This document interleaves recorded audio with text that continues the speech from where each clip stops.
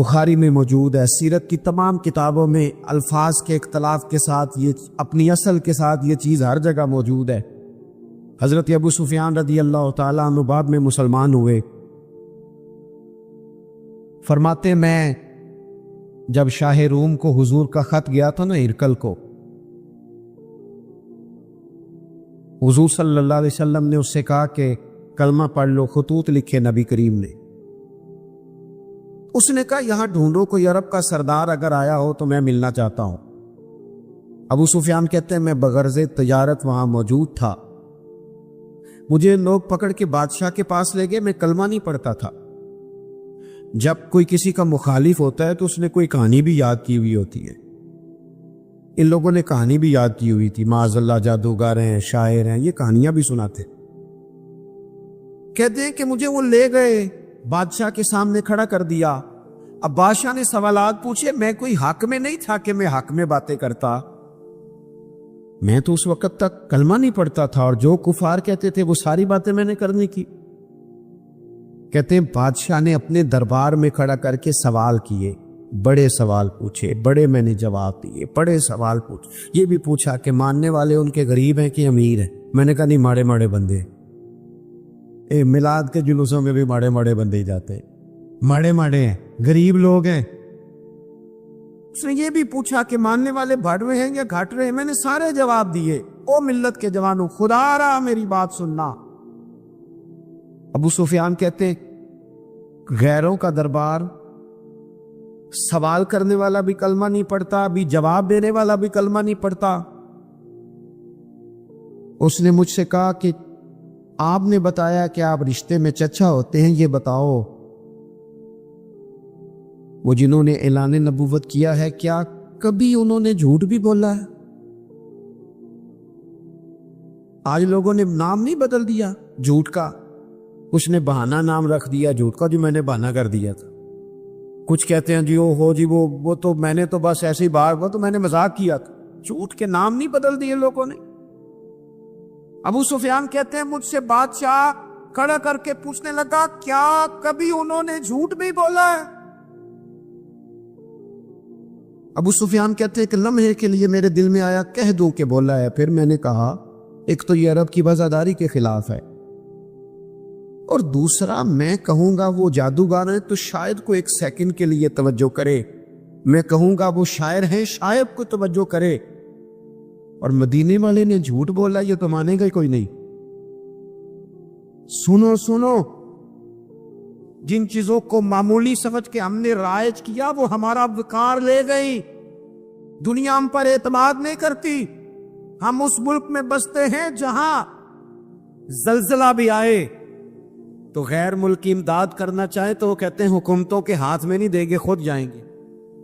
ہمارا یہ حال ہو گیا ہے کہ قوم پر اعتماد اٹھ گیا دنیا کا، ہمیں پلٹنا ہے، ہم نے دیکھنا ہے ہمارا رویہ کیا ہے، ہمارا انداز کیا۔ تھوڑی کر لے باتیں، کوئی ضروری ہے صبح شام بولنا؟ تھوڑے کر لے باتیں، تھوڑے دعوے کر لے، کوئی ضروری ہے؟ سنو میرے عزیز، ابو سفیان کہتے ہیں کہ اس نے کہا کبھی جھوٹ بھی بولا ہے؟ میں سوچ میں پڑ گیا۔ بادشاہ نے پھر دوہرا کے کہا سردار چپ کر گئے ہو، میرے آخری سوال کا جواب دو، کیا کبھی اس کریم نے جھوٹ بولا ہے؟ ابو سفیان کہتے ہیں میرے ہاتھ میں چھڑی تھی، میں نے وہ زمین پر رکھی اور میں کھڑا ہو گیا۔ میں نے کہا سردار سن، وہ میرے رشتے میں بھتیجے ہیں، میری بڑی مخالفت ہے، میں نے ان کے خلاف جنگیں لڑی ہیں، کبھی وہ غالب آئے کبھی میں غالب آیا، آج تک میں لڑ رہا ہوں، لیکن میں ایک بات تمہیں ذمہ داری سے کہتا ہوں، میں غیر نہیں ہوں، وہ میرے بھتیجے ہیں، میں نے ان کو ماں کی گود میں بھی دیکھا ہے، دادا کے کندھوں پہ بھی دیکھا ہے، چچا کے گھر میں بھی دیکھا ہے، ختیجہ کا دولہا بنے بھی دیکھا ہے، زینب سے لے کر فاطمہ تک بیٹیوں کو گود میں کھیلتے بھی دیکھا ہے، میں نے انہیں بدر اور احد میں آتے بھی دیکھا ہے، میرے سامنے پیدا ہوئے اور میرے سامنے ان کے بالوں میں سفیدی آئی، مخالفت اپنی جگہ پر میں تمہیں یہ بات ذمہ داری سے بتاتا ہوں، اس محبوب کی زبان سے جو بھی نکلتا ہے ہاتھ پھر سانچی نکلا کرتا ہے۔ وہ اسیر دشمن کی چاہ میں بھی، مخالفوں کی نگاہ میں بھی وہ امی ہے، صادق ہے، معتبر ہے، میرا پیغمبر عظیم تر ہے، میرا پیغمبر عظیم تر ہے، میرا پیغمبر عظیم تر ہے۔ ابو سفیان کہتے ہیں میں یہ لفظ کہے تو کتنے ہی لوگ دربار میں رو پڑے، ایک سناٹا چھا گیا، کوئی صحابی نہیں وہاں، کوئی نعرہ لگانے والا نہیں، کوئی اپنا نہیں، لوگ رو پڑے۔ کہتے ہیں بادشاہ نے چادر اٹھائی کندھے پہ رکھی، کچھ دیر سوچتا رہا، پھر وہ چل دیا۔ میں نے پیچھے سے آواز دی، میں نے کہا تو نے اتنے سوال پوچھے، میں نے اتنے جواب دیے، کوئی رزلٹ بھی تو بتانا کیا نکلا، نتیجہ کیا ہے؟ تو بادشاہ نے پلٹ کے میری طرف دیکھا، کہنے لگا سردار نتیجہ تو نکل آیا نا یار، جس بندے ندوں سے جھوٹ نہیں بولا وہ یہ جھوٹ کیوں بولے گا کہ میں اللہ کا رسول بن کے آیا؟ اس نے او میرے بھائی اپنی زندگی میں سچ لاؤ، خدا را ہمارے گھروں سے لے کر حکومت کے ایوانوں تک ضرورت سچ کی ہے، ضرورت سچ کی ہے۔ دوسری بات، اپنی زندگی میں دیانتدار ہو جائیں، چھوڑ دے سامنے والا کیا کر رہا ہے، میں اپنے اس ممبر سے دیانتدار ہوں کہ نہیں، یہ میں نے اللہ کو جواب دینا ہے، میں نے اتنی عزت سمیٹی ہے، دین کے نام پہ سمیٹی ہے، میں نے اللہ کو جواب دینا۔ ہم سارا دھیان دوسروں کا رکھنے لگ گئے۔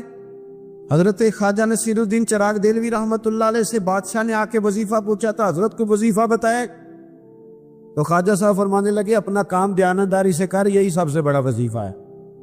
اپنی زندگی میں دیانتداری، امانت داری، آپ اس طرح کے ہو جائیں کہ آپ جس طرح آپ سمجھے نا کہ یہ حرام جانور ہے تو میرے منہ میں جائے گا تو مجھے الٹی آئے گی۔ آپ کبھی دیکھیں نا کہ حرام گوشت کوئی آپ کو بتا دے، آپ دو لوگ میں آپ نے کھا بھی لیے، لطف آیا، تو کسی نے کان میں کہا یہ تو ذبح ہی نہیں ہوا تھا، بیمار تھا، تو الٹی آ جاتی ہے کہ نہیں؟ بولو کہ آ جاتی ہے؟ انسان کا ذہن قبول کرتا ہے حرام کھانے کو؟ 2 کلو گوشت پہ الٹی آتی ہے تو 2 کروڑ روپے پہ کیوں نہیں آتی؟ ہمارے ایک دوست ہیں، یونیورسٹی کے لیکچرار ہیں، مجھے ایک دفعہ فرمانے لگے پیر صاحب عجیب بات ہے، ایک بندے کو نا کہیں جوتا پڑا مل گیا، بڑا قیمتی تھا پر ایک پیر تھا جوتے کا۔ ہماری دیانتداری کچھ اس طرح کی ہے، ایک پیر ملا، جوتا بڑا قیمتی تھا، مہنگا تھا، تو اس نے اس کا مالک ڈھونڈنا شروع، یہ کس کا ہے، یہ کس کا ہے، یہ کہ وہ شور کر رہا ہے، لیکن تھوڑا سا آگے جا کے جوتے کا دوسرا پیر مل گیا، پر اس نے مالک ڈھونڈنا بند کر دیا۔ اس کو اب اس کا دوسرا پاؤں مل گیا، تو اب اس نے، یعنی کئی دیانتدار بڑے دیانتدار ہیں لیکن دوسروں کے معاملے میں، اپنے معاملے میں نہیں۔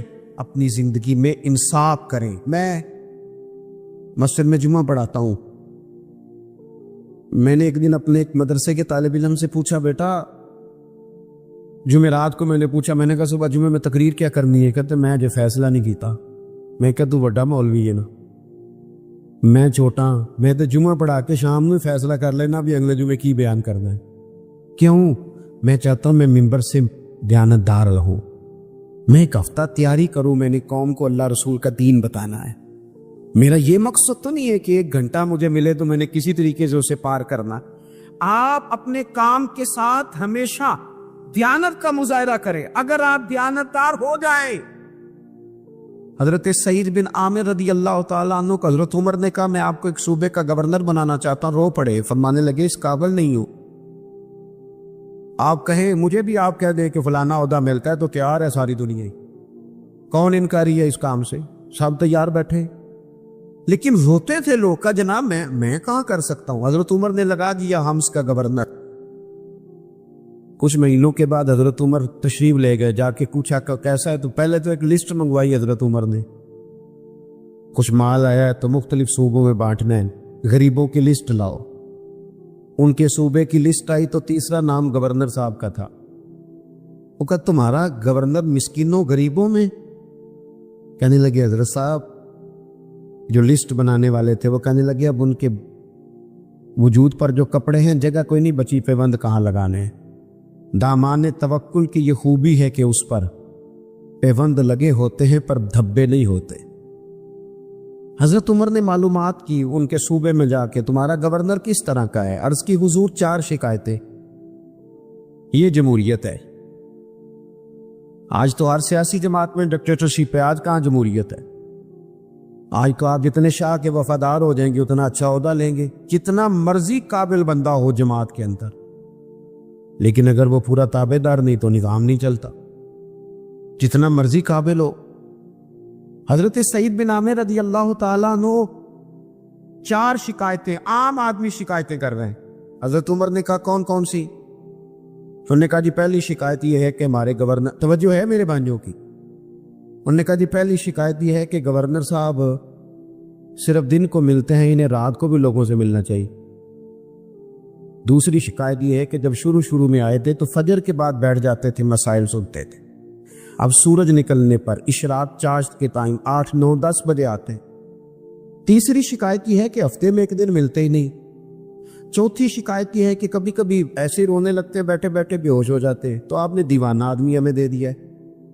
حضرت عمر فاروق رضی اللہ تعالیٰ عنہ نے حضرت سعید بن عامر کو مجمع میں پوچھا، جناب آپ پبلک کے نمائندے ہیں، آپ کو سوالوں کے جواب دینے چاہیے، بتلائیے نا۔ اور یہ پبلک کے نمائندے صرف سیاستدان نہیں ہوتے، پیر صاحبان بھی ہوتے ہیں، مسجد کا خطیب بھی ہوتا ہے۔ اگر حضرت عمر سے پوچھا جا سکتا ہے کرتا کہاں سے آیا، تو پیر صاحب سے بھی تو پوچھا جا سکتا ہے، ان کو بھی جواب دینا چاہیے، ان کو بھی بتانا چاہیے، اس لیے کہ وہی تو دعویٰ کر رہے ہیں فقر بتانے کا۔ تو حضرت عمر نے 4 سوال کہا، سعید آپ کے ذمے 4 سوالوں کے جواب ہیں۔ تو حضرت سعید بن عامر نے گردن جھکائی، کہنے لگے پہلے ہی کہا تھا میں گورنری کے قابل نہیں۔ فرمایا اب تو بن رہے ہو نا، جواب تو دینا ہے، حضور بتلائیے۔ فرمایا پہلا سوال آپ سے یہ ہے، یار لوگ کہتے ہیں رات کو کام پڑ جاتا ہے اور آپ ملتے نہیں۔ تو حضرت سعید بن عامر نے اپنی داڑھی پکڑ لی، عرض کی حضور یہ ساری سفید ہو گئی ہے، بڑھاپا ہے، دن مخلوق کے لیے رکھا ہے، رات اپنے رب کے لیے رکھی ہوئی۔ اگر پھر بھی کسی کو شوق ہو تو سعید بن عامر جب بھی ملے گا مسجد میں ملے گا، ساری رات بارگاہ ربوبیت کی آئے۔ او سنگیو تھوڑا مسلح بھی یار مضبوط کر لو، تھوڑا سا نا، ہم نہ تھک گئے ہیں فون سن کے۔ بہت سارے لوگ ایسے ہیں جن کے وجود نہیں اتنی تھکے جتنے دماغ تھک گئے، کمنٹس پڑھ کے، کمنٹس دے کے، رائے دے کے، بڑے بڑے باصلاحیت لوگوں کے حافظے کمزور ہو گئے۔ خدا را اپنی صلاحیتوں کو زنگ لگا لو گے۔ یہ تو جتنے لوگ ہیں میڈیا چلانے والے، ان کو تو میڈیا چلانا ہے، اور اب تو پتہ نہیں کتنے چینل اور کتنے لوگ اور سوشل میڈیا پہ کتنے، اور ادھر کتنے تو ادھر کتنے۔ خدا را کچھ وقت اگر مسلح پہ ملے تو آپ یقین کریں روح تازہ ہو جاتی ہے۔ لمبی لمبی دعائیں مانگیں، اپنے رب کو اپنے دکھ سنائیں، رسول پاک کی بارگاہ میں یہ نذرانے پیش کریں، آپ محسوس کریں گے وجود طاقتور ہو کے۔ حضرت سعید بن عامر کہنے لگے رات مسلح پہ گزارتا ہوں۔ دوسرا سوال آپ سے یہ کرنا تھا کہ یہ لوگ کہتے ہیں کہ آپ پہلے فجر میں آ جاتے تھے، اب اشراق چاشت کے بعد 9 10 بجے نکلتے۔ حضرت سعید بن عامر نے گردن جھکائی، کہا یہ میرا راز تھا، میری پرائیویٹ بات تھی۔ کہا جناب تو لوگوں کا سوال ہے۔ تو آپ فرمانے لگے میرے گھر میں خادم کوئی نہیں، غریب آدمی، بیوی بیمار ہو گئی ہے، 35 سال اس وفادار عورت نے میری ڈیوٹی کی ہے، بیماری میں چھوڑ دوں تو وفاداری تو نہیں نا۔ سویرے اٹھتا ہوں، گھر کا کام کرتا ہوں، پھر بیوی کے لیے ناشتہ بناتا ہوں، اسے کھانا کھلاتا ہوں، تیاری کرتے آتے دیر ہو جاتی ہے۔ دوسرے سوال پر لوگ رو پڑے۔ کہا تیسرا اعتراض آپ پہ یہ ہے کہ ہفتے میں ایک دن ملتے نہیں۔ تو حضرت سعید بن عامر کہنے لگے میں نے کہا تھا میرا پردہ نہ کھولا جائے، میں بڑا راضی ہوں رب کی عطاؤں پہ، میں کیوں کسی کے سامنے اپنا دکھ بیان کروں؟ گردن کو جھکا دیتا ہے خیرات کا پتھر، جہاں میں مانگنے والوں کے سر کبھی اونچے نہیں ہوتے، اور غیرت ہے بڑی چیز جہاں نے تگ و دو میں پہناتی ہے یہ فقر کو تاج سردارا۔ کہا حضرت سیدنا سعید بن عامر رضی اللہ تعالیٰ عنہ نے فرمانے لگے میں نے کہا تھا یہ میرا پردہ ہے، یہ نہ سنایا کرے آپ دکھ لوگوں کو۔ یہ غریب کہتے ہیں میں کسی امیر کے ساتھ لگ جاؤں گا تو کچھ بننے، کچھ بھی نہیں بنتا، چھوڑ دیں آپ، دکھڑے رب رسول کو سناؤ، خیرات بھی ملے گی اور عزت بھی ملے گی، وہ دیں گے اور کسی کو بتائیں گے بھی نہیں۔ حضرت سعید بن عامر رضی اللہ تعالیٰ عنہ سے تیسرا سوال ہوا، کہا جناب آپ ہفتے میں ایک دن ملتے نہیں، تو فرمانے لگے میرا راز تھا پر بتا دیتا ہوں، جوڑا ایک ہی ہے میرے پاس، ہفتے میں ایک دن دھو لیتا ہوں، پھر بیوی کے کپڑے پہن کے سارا دن بیٹھا رہتا ہوں، اگر دوسرا جوڑا ہو تو یہ کام نہ کروں۔ حضرت عمر رو پڑے، کہا جلدی سے چوتھے سوال کا جواب بھی دے، کبھی کبھی روتے ہو تو بے ہوش ہو جاتے ہو۔ وہ پھر رو پڑے، عرض کرنے لگے حضور 40 سال کی عمر میں کلمہ پڑھا، میرے سامنے حضرت خبیب کو پھانسی دی گئی مکے میں، جب وہ اپنی پچھلی غلطیاں یاد آتی ہیں تو پھر رو پڑتا ہوں، یاد ماضی عذاب ہے یا رب، میں تکلیف میں آ جاتا ہوں، سوچتا ہوں اگر اللہ نے سوال کیا تو کیسے جواب دوں گا، اس لیے برداشت نہیں ہوتا تو رو پڑتا ہوں۔ چاروں سوالوں کے جواب دیے تو حضرت سعید بن عامر کہنے لگے اب آپ نے مجھ سے سوالوں کے جواب تو لے لیے، اب میری سزا کا بھی تو اعلان کرے نا، بتائیں نا۔ تو حضرت عمر نے ہاتھ اٹھائے اور کیا لفظ کہے، کہے اللہ میرے نبی کی امت کو اس طرح کے کچھ اور لوگ بھی عطا فرما، کچھ اپنی زندگی میں دیانتدار ہو جائیں۔ تیسری بات آپ کی خدمت میں عرض کرنی ہے، رسول پاک صلی اللہ تعالیٰ علیہ وسلم نے نا ہمیں خالص کیا ہے، حضور کا سارا دین اخلاص کا درس دیتا ہے۔ یہ جو ریاکاری ہوتی ہے نا، نوجوانوں میری بات پہ غور کرنا، یہ جو ریاکاری ہوتی ہے نا، یہ بنیادی طور پر اداکاری ہوتی ہے۔ اداکاری بندہ زیادہ کر نہیں سکتا، تھک جاتا ہے۔ مخلص زندگی وہ ہوتی ہے جو آپ نارمل جیتے ہیں۔ مخلص آپ ہوتے ہیں جب آپ اپنی والدہ کے پاس نہیں بیٹھے ہوتے، آپ نے جب 5 اسٹار ہوٹل میں روٹی کھانی ہے نا تو پھر آپ کو پلیٹ کے ساتھ ٹیشو پیپر بھی ساتھ رکھنا پڑتا ہے، پھر راج کے روٹی کھائی بھی نہیں جاتی۔ راج کے کب کھائی جاتی تھی؟ میں ایک جگہ مجھے بڑے اچھے ہوٹل میں رکھا گیا اور مجھے بڑا انہوں نے محبت کی، تو جب میں لوٹ رہا تھا نا واپس پاکستان تو مجھے کہہ رہے تھے آپ کو مزہ تو آیا ہوگا، میں نے کہا نہیں جی، سچ پوچھیں تو پھر یہ ہے کہ مزہ جب بھی آتا تھا جب اماں سویرے روٹیاں پکاتی تھی، وہ کہندی سی پتر ہے پیڑا نہ اتنے کول ہی لے آیا، تو اس کے پاس بیٹھتے تھے، تو پھر اماں جب سالن دیتی تھی تو کہتی تھی ہور نہیں ملنا، دوجیوں نے بھی دینا ہے۔ اور پھر لطف اس وقت آتا تھا جب بار بار کہتے تھے اماں جی چلو تھوڑا جاتے دیوڑنا انہوں تھوڑا جا، تو پھر اماں کئی دفعہ کہتی تھی کہ میں نے وہ اس سے نکال کے فریج میں رکھ دیا، بڑے بھائی نے کام سے آ کے روٹی کھانی ہے، اب یہ برتن ہے اسی کو صاف کر لے۔ او بھائی میں نے اپنے ابا جی کو دیکھا خودداری کر، میں نے ایک دن ان سے پوچھا میں کہ ابا جی تو انو پسند کی ہے، ہم پڑھتے تھے نا انٹرویو اخباروں میں تو 2-4 سوال ہر بندہ پوچھتا تھا، اب تو انٹرویو زیادہ لوگ لیتے ہیں، اب تو کبھی اتنا موقع ہی نہیں ہوتا کس کا سنے کیا کریں، یہ تو چھوڑ دیا کام۔ اخبار میں کبھی انٹرویو آتا تھا تو مسجع مقفع ہوتا تھا، لکھنے والے بھی اچھے ادیب ہوتے تھے، جملے چبھتے نہیں تھے طبیعت، تو 2-4 سوال بڑے ضروری ہوتے تھے، پھول کون سا پسند ہے، کھانے میں کیا پسند ہے، رنگ کون سا پسند ہے، یہ 2-4 سوال ہر ایک سے ہوتے۔ میں نے اپنے والد صاحب سے ایک دن پوچھا میں کہ ابا جی تو انو پسند کی ہے، تے فرمان لگے پتر جے تے لگی ہوئے بھوک تے پھر ہر تے جے نہ لگی ہوئے تے پھر نخرے ہی نخرے نہیں، تو اس لیے بھوک لگی ہو وہ ہمیں پتہ کیا بتاتے تھے۔ میں آج بھی نا بہت ساری چیزیں گاڑی میں رکھ لیتا ہوں، آج بھی جو کھانا اپنی مرضی سے کھاتا ہوں وہ پیٹ بھر کے کھایا جاتا ہے، یہ تصویروں کی شدت سے باہر ہوتا ہے وہ کھایا جاتا ہے، اس کو آپ قبول کر لیتا آپ کا وجود۔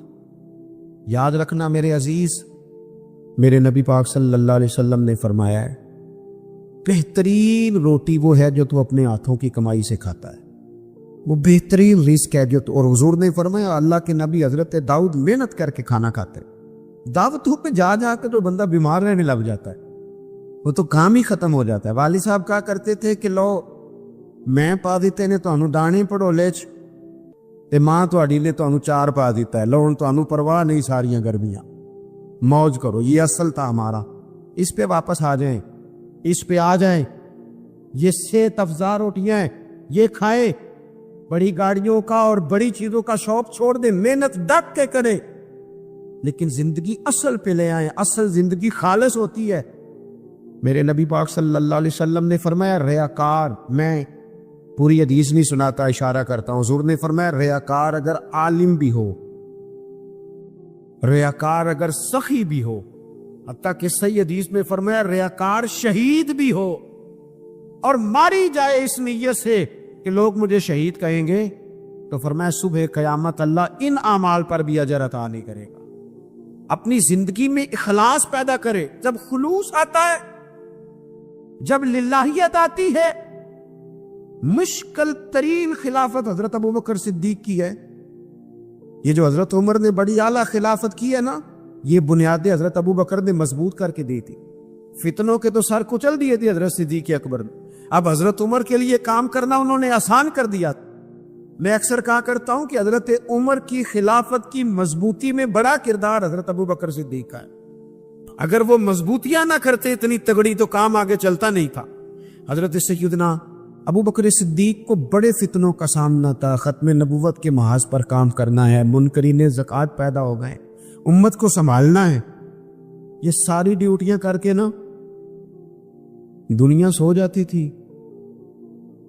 وہ دنیا سو جاتی تھی. حضرت صدیق اکبر ایک نابینا مائی کے گھر میں جھاڑو دینے چلے جاتے تھے.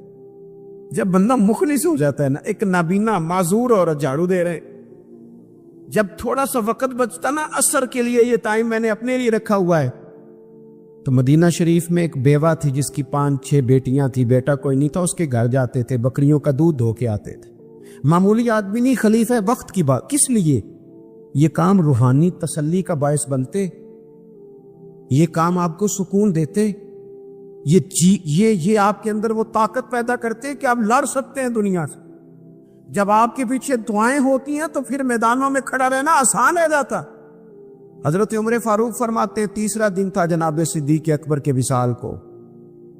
میں مسجد نبوی شریف میں بیٹھا تھا تو 2-3 چھوٹی چھوٹی بچیاں آ گئی. آگے کہنے لگی چچا آپ خلیفہ بنے ہیں. میں نے کہا ہاں. ہمارے ساتھ چلیں گے؟ میں نے کہا پتر تمہارے ساتھ کیا ہے؟ کہنے لگے ابوبکر صدیق عصر کے بعد ہمارے گھر آتے تھے، ہمارا بھائی کوئی نہیں، باپ انتقال کر گئے، بکریوں کا دودھ دھو کے دے جاتے تھے، کچھ بیچ کے گزارا کر لیتی تھی، کچھ پی لیتی تھی. 3 دن سے میری ماں رو رہی ہے، میری بہنیں روتی ہیں، اکھاں جدو میٹیاں زمانہ مینو روے گا. اونج تے بے قدراں کچھ قدر نہ جاتی کیتی خوب تسلی ہو، لیکن اکھاں جدو میٹیاں زمانہ مینو روے گا. اپنا تے اپنا بیگانہ بھی مینو روے گا. جدو نہ میں دسیا میں خاراں نو میخانے وچ، پھر جام ٹوٹ جان گے تے میخانہ مینو روے گا. کئی لک لک رون گے تے کئی بک بک رون گے. گلیاں دا یانا تے سیانا مینو روے گا. اور کسی نے کہا تھا میرے مرنے پہ ہر سو شور مچ جائے گا دیکھو گے. یہ رحمت کی امید لگاتے کہا، کرم کی امید آجزی سے کہا، نذرانے میں کہا کسی درویش میں. کہنے لگے میرے مرنے پہ ہر سو شور مچ جائے گا دیکھو گے. کہنے الوداع سرکار خود تشریف لائیں گے. اور کسی نے کہا تھا کہ بعد مرندے مکھڑا میرا ہو جاوے جے تازہ، پھر سمجھ لینا محبوب میرے نے آن پڑیا جنازہ. تو بھائی اپنی زندگی میں اخلاص پیدا کرے. ہم نا غریب لوگ بھی امیروں سے تصویر کھنچوانا پسند کرتے ہیں. امیروں سے اپریشیٹ کرنا چاہیے محنت کرنے والے آدمی کو. جس کو پسینہ آ گیا نا ریڑھی پہ کھڑے ہوئے، وہ بڑا باوقار آدمی سے پسینہ آ گیا. میں ابھی بھی کبھی کبھی جوتا گنڈوا لیتا ہوں، چونکہ میں نے دیکھا ہے میرے ابا جی مجھے کہتے تھے لہجہ جتیوں توڑے پا کے ساریاں گنڈا لیا، تو یاد ہے تو میں ابھی بھی چلا جاتا ہوں. تو ہمارے ایک پرانے موچی ہیں، میں ان کے پاس ایک دن، وہ بڑے خوددار آدمی، 5 روپے کے 10 دے دے نا، وہ ان کو 10 دے دو، کہتے چوکا اپنے 5 روپیے. وہ ایک شاعر بیٹھے تھے نا، تو شاعر بھی بیچارے کئی اسی طرح کے ہوتے ہیں، ناراض نہ ہو جائیں شاعر، لیکن وہ کئی دفعہ نا ان کو بھی دیکھ کے لگتا ہے کہ کئی دنوں سے بیچارے نے روٹی نہیں کھائی.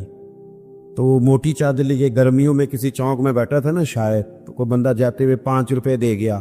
اس نے کہا یہ کیا ہے؟ کہنے لگا کھانا شانا کھا لینا. پر شاعر نے کمال بات کی، اس نے کہا یہ آرزوئے کرم اور میں آپ سے کروں، یہ آرزوئے کرم اور میں آپ سے کروں، یہ بھیک اس کو دیجیے جس کا خدا نہ ہو. اپنی زندگی میں اخلاص لائیں، للہ اپنائیں۔ چوتھی بات سنیں، اور میں اسی پر بات سمیٹنے کی کوشش کروں گا۔ اللہ کے رسول صلی اللہ علیہ وسلم کی سیرت مبارکہ میں جو چیز آپ کو بڑی نظر آئے گی نا، وہ احساس ہے۔ جب سینے آہستہ آہستہ سخت ہونے لگ جاتے ہیں نا، ہم نا کچھ باتیں سوچ کے اپنے آپ کو سخت کر لیتے ہیں۔ ہمارا جب ایسا جو نیا بھرتی ہوتا ہے وہ خدمت کے جذبے سے آتا ہے، وہ کہتے ہیں میں نے سارے کام صحیح کرنے، پھر اس کو نا آہستہ آہستہ پتہ لگنے لگ جاتا ہے کہ کچھ لوگ جھوٹا پرچہ بھی درج کراتے ہیں۔ اسے پھر آہستہ آہستہ پتہ لگنے لگ جاتا ہے کہ یہ سامان ان کا تو گیا تھا 1.5 لاکھ کا، تو انہوں نے 6 کیوں لکھوایا ہے؟ پھر وہ پھر سخت ہونے لگ جاتا ہے۔ لوگوں کو دیکھ کے سخت نہ ہو، سخت نہ ہو۔ پھر آپ کے پاس بڑی باتیں، مجھے ایک دفعہ ایک صاحب نے کہا آپ کو تقریب پہ بلانا ہے، پیسے کتنے لیتے ہیں؟ میں نے کہا دے دو کو 1.5-2 کروڑ روپیہ۔ کہ لگے تو بہت زیادہ نہیں، تو میں کہ وکنا ہے تو پھر بندہ چاج نہ وکے۔ اب تیرا خیال ہے 25-30 ہزار اپنا ریٹ لگوا لے، اتنے لو ہو جائیں، سانو تفتزارے دی لوڑ کی ہے، نالے کی لگے شہر بمول دے نال اسی اپنی بال کے سیکنے ہاں۔ میں نے بہت بڑا مدرسہ شروع کیا، باہر گلہ نہیں لگایا۔ مجھے ایک صاحب کہنے لگے خیر تے ہے تو ہم پیسے کتوں ہوندے نے؟ میں کیوں اتھوں جتوں ہوندے نظر نہیں ہوندے۔ فاضل بریلوی کہتے کرو مدح اہل گول رضا، اور پڑے اس بلا میں میری بلا، میں گدا ہوں اپنے کری کا، میرا دین پا رہا ہے نہ نہیں، اور کون دیتا ہے دینے کو منہ چاہی، دینے والا ہے سچا۔ میں نے تو معذرت بھی کرنی تھی، میرا خیال ہے کہ 35 سے 37 کے بیچ لوگ ایسے تھے یہاں سے جو آج صبح سے سر شام تک فون کرتے رہے کہ آپ نے چائے ہماری طرف بھی نہیں ہے، کھانا ہماری طرف کھانا ہے۔ میں ان دوستوں سے اکثر کہا کرتا ہوں جو میرے ساتھ ہوتے ہیں، میں کہتا ہوں کہ لوگ تلاش کرتے رہتے ہیں، ڈھونڈتے رہتے ہیں کہ رات رہنے کو جگہ ملے، اور ہمارا یہ حال ہے۔ کس نام پہ؟ رسول اللہ کے دین کے نام، حضور کے دین کے نام۔ اپنی زندگی میں احساس پیدا کریں۔ اگر آپ سخت ہو سکتے ہیں، کچھ بھی کہہ کے سخت ہو جائیں، کچھ بھی کہہ کے۔ مجھے میرے سنگی کہتے رہتے ہیں 7-8 گھنٹے کا آپ سفر کر کے جاتے ہیں تو آپ فوٹو والوں پر سختی کریں، آپ پہ کسی سے نہیں ملنا، میں نے ذرا آرام کرنا ہے، میں نے تھوڑا لیٹنا ہے۔ تو میں کہتا ہوں یار اپنی اوقات بھی تو ہمیں دیکھنی چاہیے تھا۔ کون کسی کو ملتا ہے؟ خود اور ہے۔ احساس پیدا کرے قوم کا، اپنے دل میں احساس لائیں۔ جب آپ سخت ہو جاتے ہیں نا تو پھر آپ سب کے لیے ہو جاتے ہیں۔ جب بنتا سخت ہو جاتا ہے نا، تھوڑا تھوڑا نا ہمیں لالچی بنایا گیا ہے، مختلف چیزوں پہ انعام رکھے گئے، مختلف رنگوں میں لوگوں کو مختلف انداز میں قائل کیا گیا، مزاجوں میں کچھ بھرا گیا۔ وہ اس طرح کا ماحول بن گیا کہ باپ نے جوانی پتر کو دے دی۔ ساری زندگی وہ جو لوگ سعودی عرب یہاں سے گئے تھے 35 سال انہوں نے وہاں کمبل نہیں بدلا، جس کمبل میں انہوں نے جاتے خریدا تھا واپسی پہ بھی وہی تھا۔ رہائشیں یہاں بنی وہاں نہیں بنی۔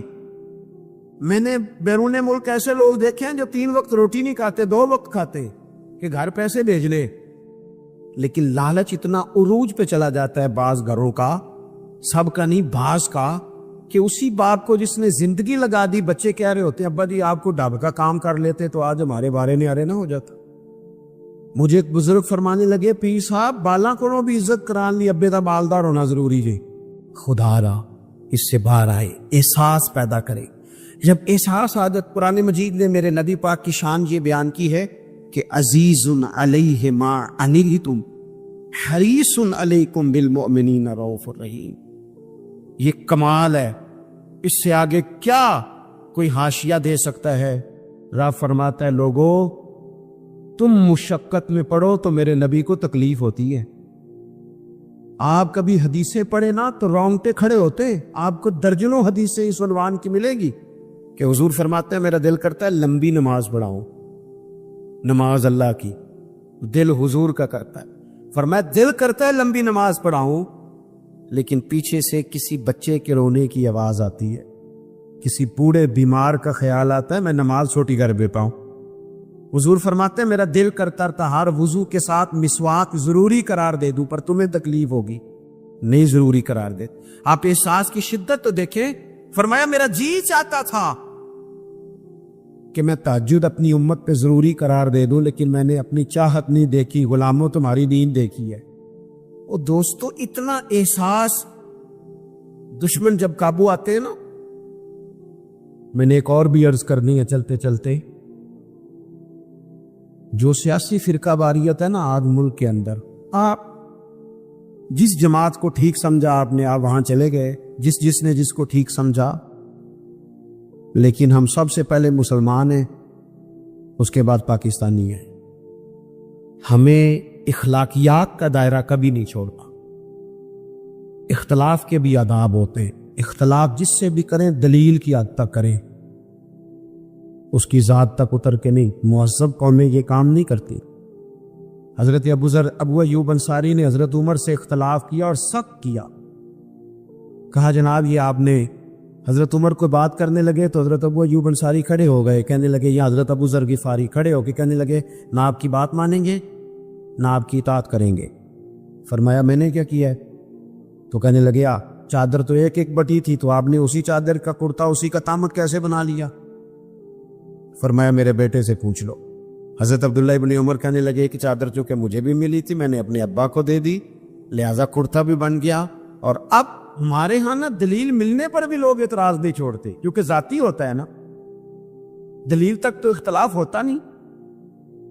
او میرے بھائی، اختلاف کے بھی آداب ہونے چاہیے. وہ کسی نے کہا تھا کہ تعلق توڑ دینے کے بھی کچھ آداب ہوتے ہیں، کسی کو چھوڑ دینے کے بھی کچھ آداب ہوتے ہیں. اور کسی نے کہا تھا کہ قاتل کو کوئی قتل کے آداب سکھائے، دیکھو دستار کے ہوتے ہوئے سر کاٹ رہا ہے. کوئی ایک چیز چھوڑ دے. ہمارے ہاں اتنی شدت ہو گئی، اور بچے ہمارے ورکر سیاسی جماعتوں کے خدا را آپ نے یہیں بسنا ہے، یہی رہنا ہے، یہ آپ کے اپنے لوگ ہیں، مہربانی کریں آپ ضرور ہائی لائٹ کریں کسی کی غلطی، لیکن دائرہ تہذیب کبھی نہ چھوڑ. کبھی میرے تو ایک دو دفعہ ملے، میں نے ان سے کہا مہربانی کریں، آپ کیا مزہ لے رہے ہیں آپ قوم کو تقسیم کر کے؟ خدا را کچھ سوچیں.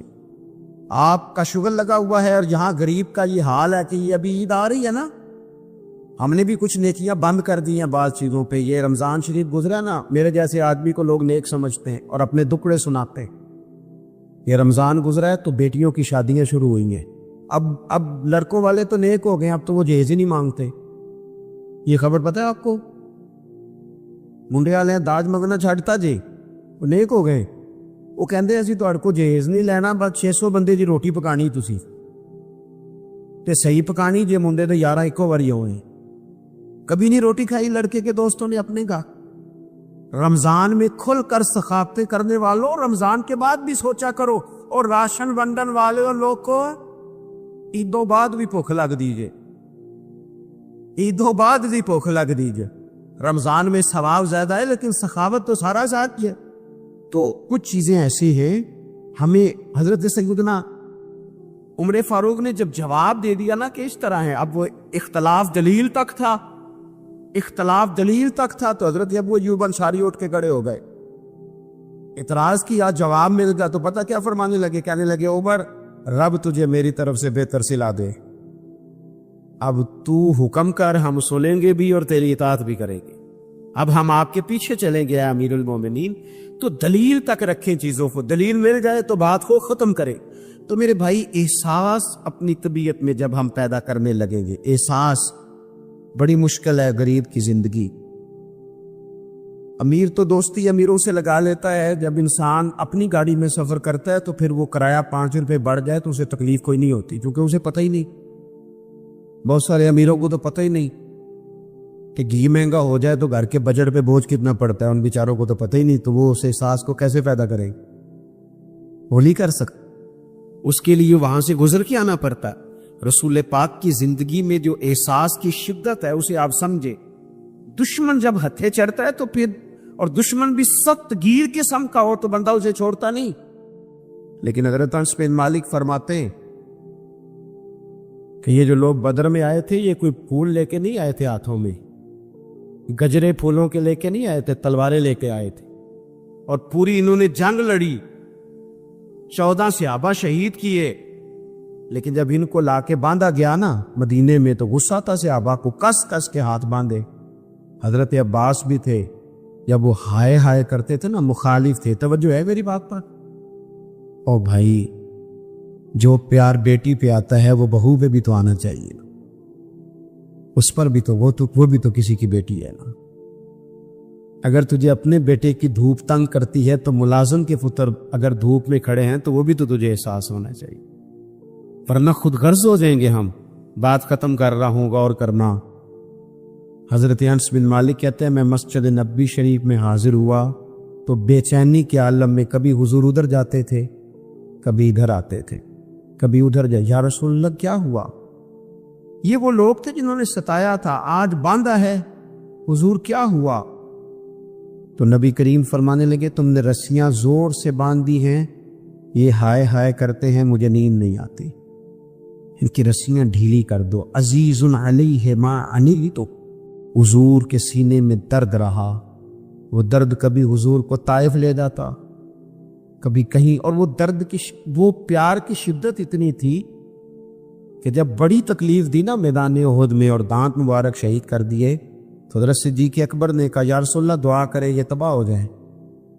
تو ہاتھ اٹھائے نبی پاک نے، دعا کیا کی؟ کہا اللہ انہیں ہدایت دے دے، انہیں پتہ ہی کوئی نہیں یہ کیا کر رہے.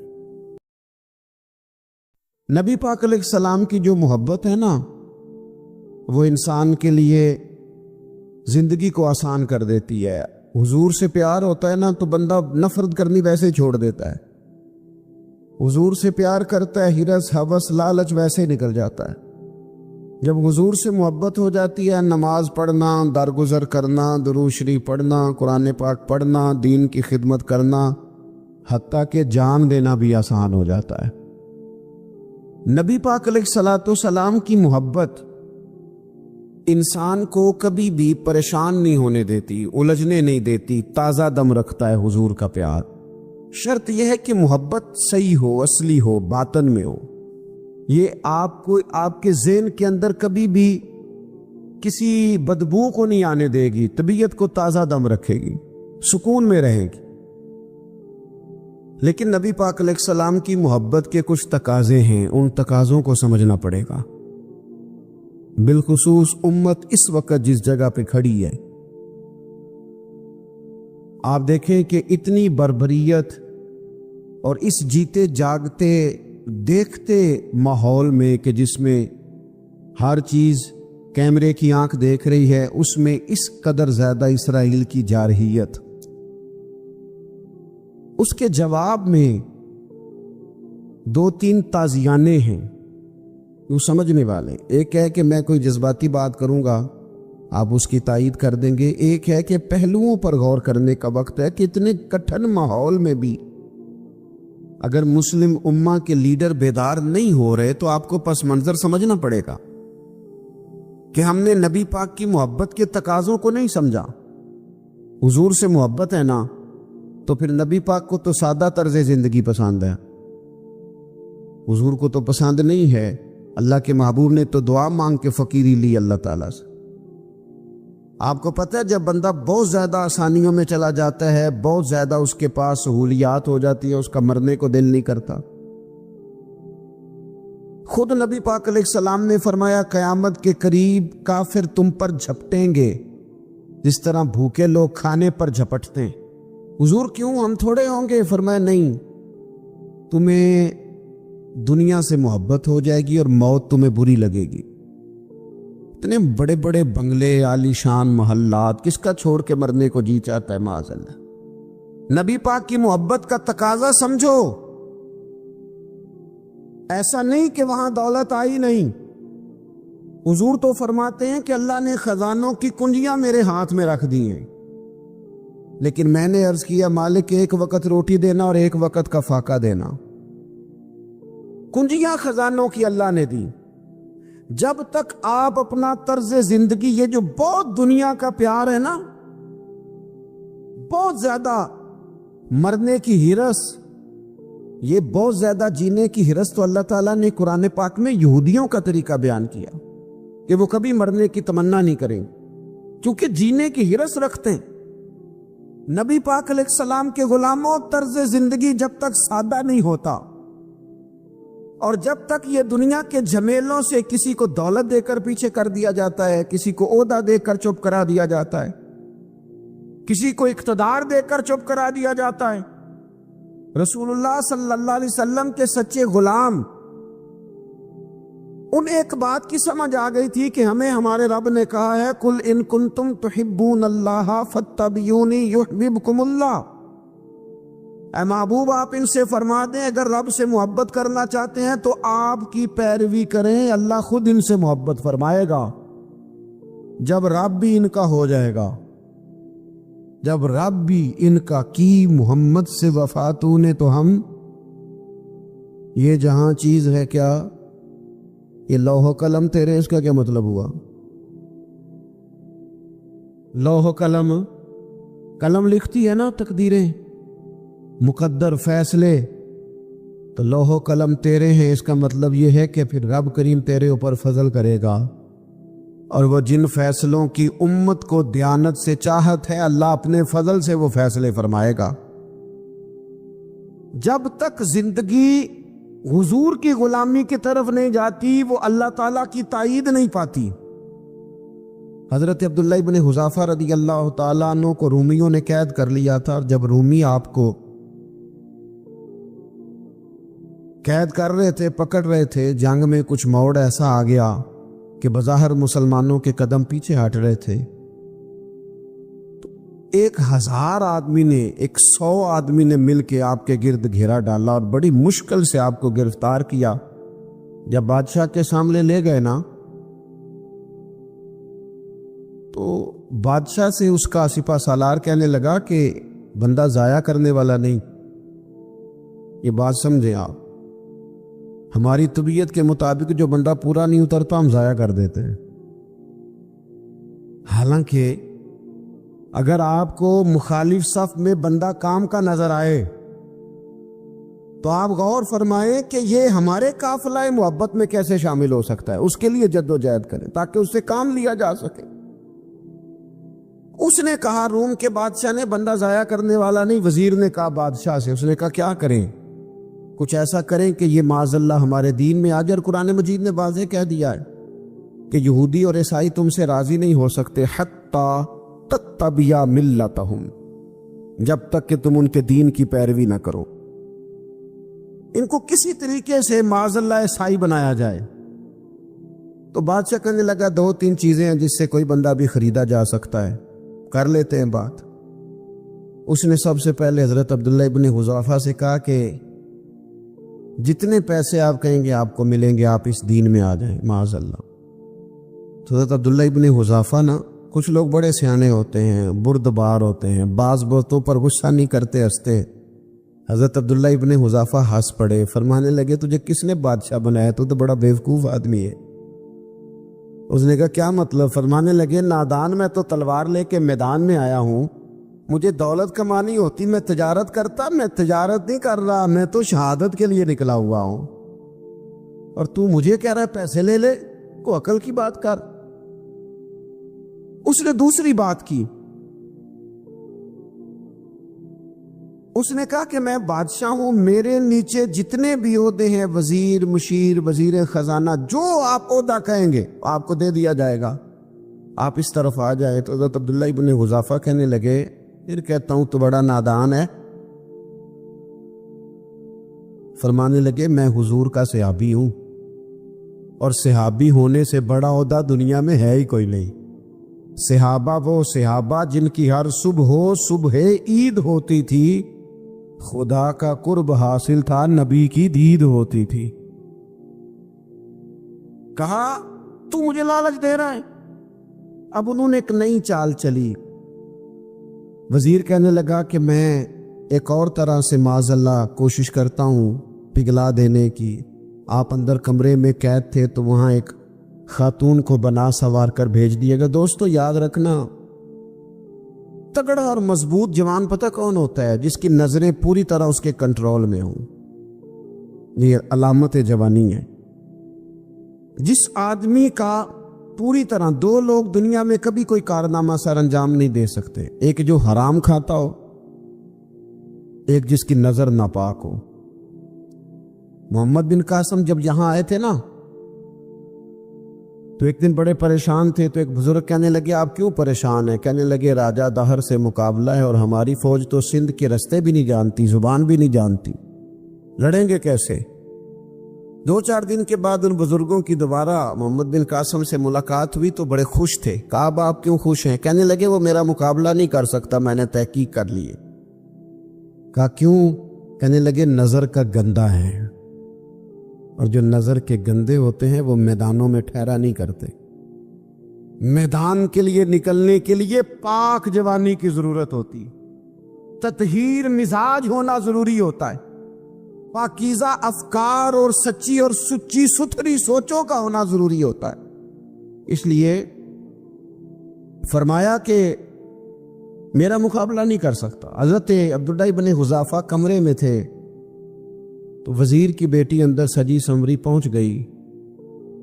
جیسے ہی آپ نے اس کفر کی چال کو دیکھا تو تیمم کر کے نفل شروع کیے۔ وہ ساری رات بیٹھی رہی، رب کا بندہ ساری رات عبادت کرتا رہا۔ عبادت بڑا سہارا ہے، مصلی بڑا سہارا ہے اللہ کے بندوں۔ صبح دروازہ کھولا، وزیر نے اپنی بچی سے پوچھنا چاہتا تھا رزلٹ کیا نکلا، تو کہنے لگی پیچھے ہٹ جا، اب تیرا میرا تعلق کوئی نہیں، میں نے نبی پاک کا کلمہ پڑھ لیا۔ اس نے کہا میں نے بھی زمانہ دیکھا ہے، پر یہ کیا لوگ ہیں، کستوری کے بنے ہوئے، سندل سے دھلے ہوئے، کہ میں ساری رات کمرے میں رہی اور 100 اور 1000 آدمی جس جوان کا مقابلہ نہ کر سکے، اتنا طاقتور جوان کمرے میں رہا اور اسے نظر اٹھا کے نہ دیکھا۔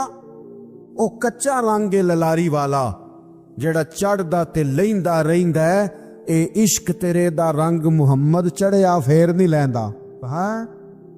نے کہا ایک دفعہ نظر اٹھا کے نہیں دیکھا، کمال ہو گئی۔ اتنے بڑے لوگ، اتنی بڑی سعادت مندی، فیروز بختی، معاملہ فہمی حد ہو گئی۔ اللہ اکبر۔ دوستو بادشاہ جب پوری طرح ہار گیا نا، اس نے کہا مار دو۔ تیل گرم کیا ایک کڑاہی میں، اور جب آپ کو اس میں ڈالنے لگے تو آپ کی آنکھوں میں آنسو آ گئے۔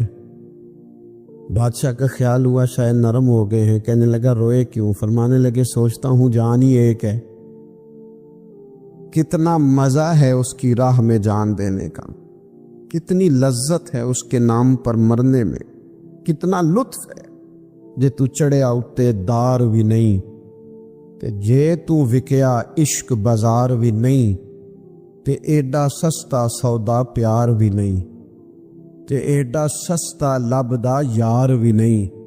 کئی جنگل گانے پیندے نی، کئی دوزخ لنگنے پیندے نی، جے وہ اس ملوں بھی مل جاوے، ایدوں سستا ہور بپار بھی نہیں، تے کچھ سمجھ نہ آوے لوکاں نوں وہ کادے نال شہید کرے، ڈٹھی یار دے ہاتھ تلوار بھی نہیں، پر او دا خالی جاندہ وار بھی نہیں۔ کہنے لگے ایک جان ہے نا، تو دل کرتا ہے ہزاروں ہوتی تو ایک ایک کر کے محبوب کے نام پہ قربان کرتا، جب میرے پاس ہے ہی ایک، کروں کیا؟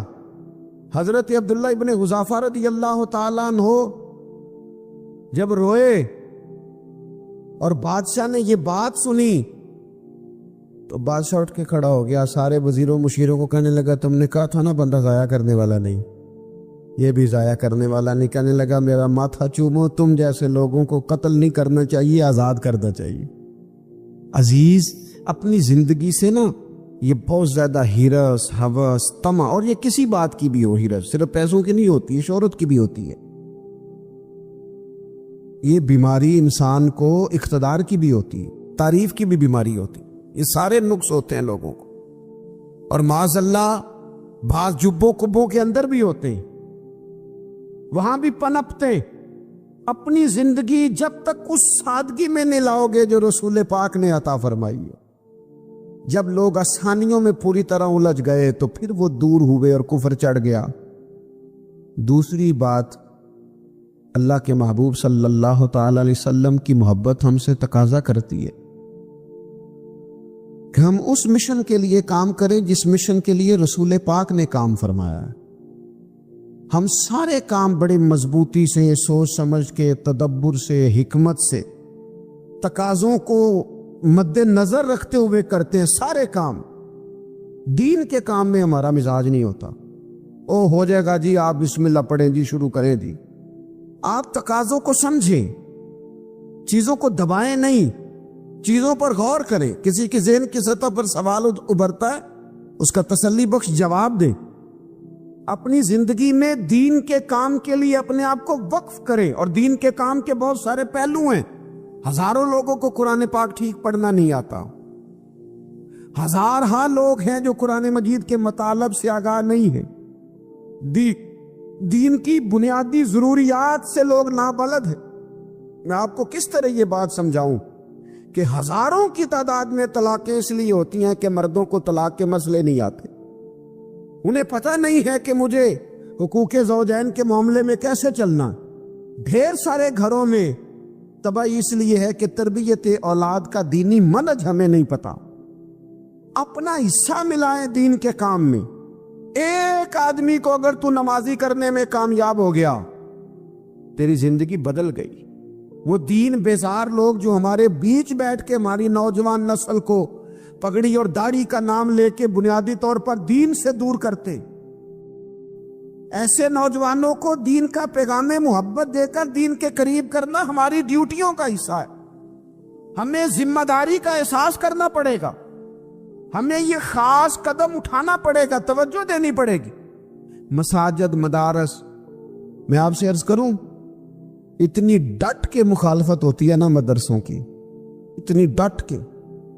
میں ادارہ چلاتا ہوں، اس کے چلانے میں جو مشکلات ہیں وہ تو ہم بتا نہیں سکتے آپ کو، اس لیے کہ میری قوم، میرا اس قوم سے تعلق ہے جو نعت خواں امیر کرنا چاہتی ہے، مدرسے نہیں۔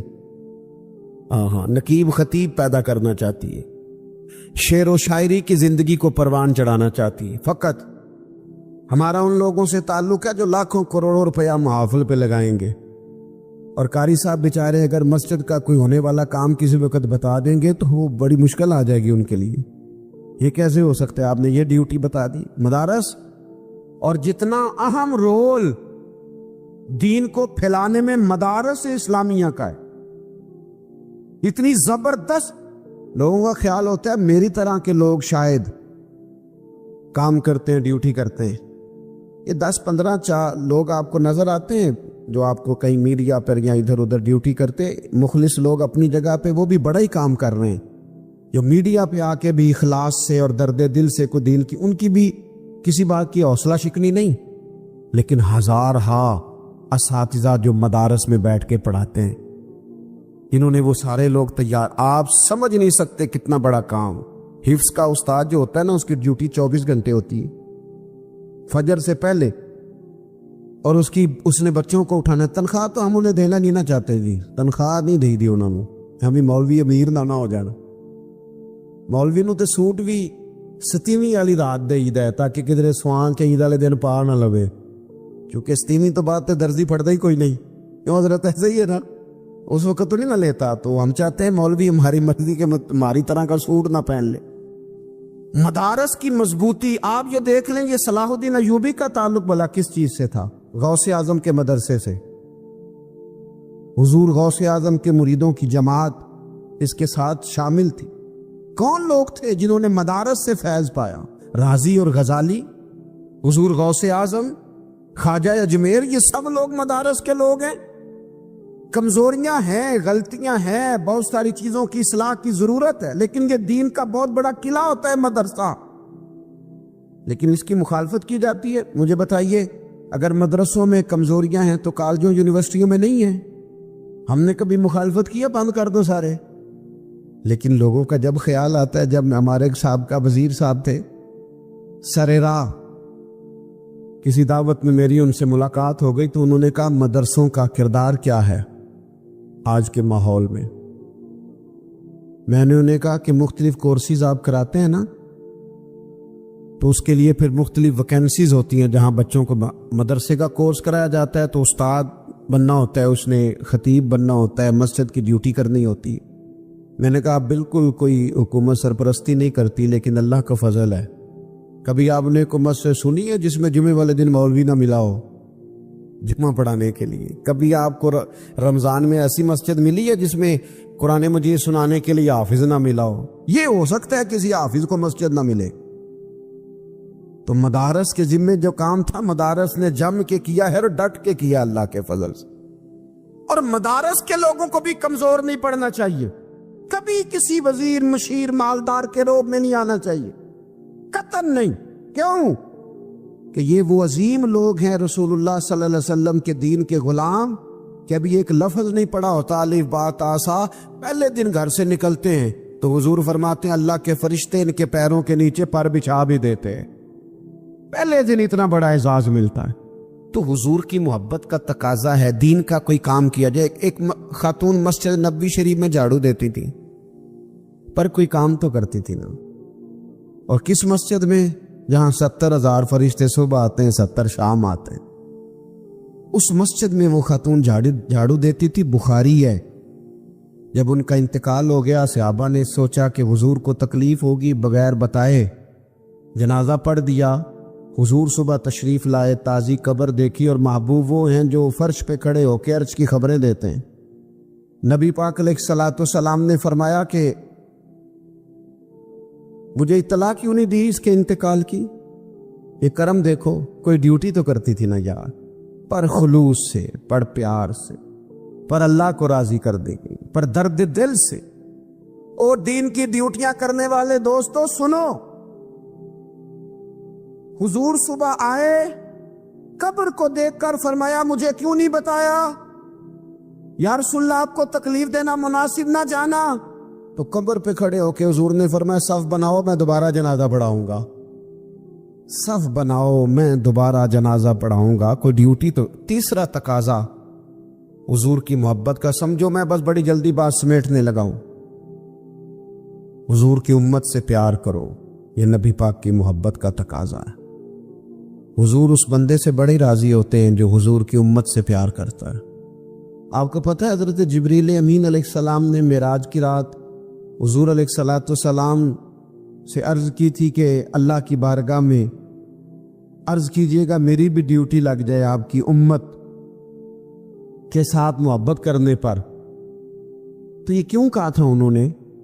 علماء نے لکھا اس لیے کہا تھا کہ حضرت جبریل بھی جانتے ہیں کہ حضور کی امت سے محبت کی بات کی جائے نا تو نبی پاک راضی ہوتے ہیں.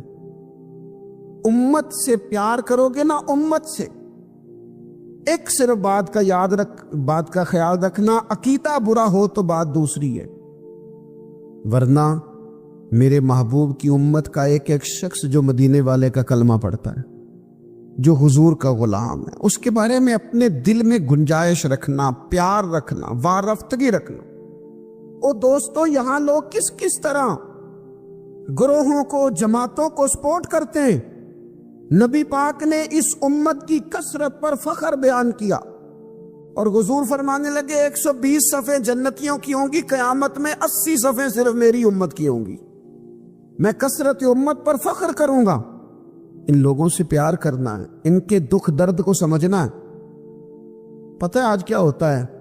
آج ہمیں نا مختلف چھوٹے چھوٹے ملکوں میں بانٹ دیا گیا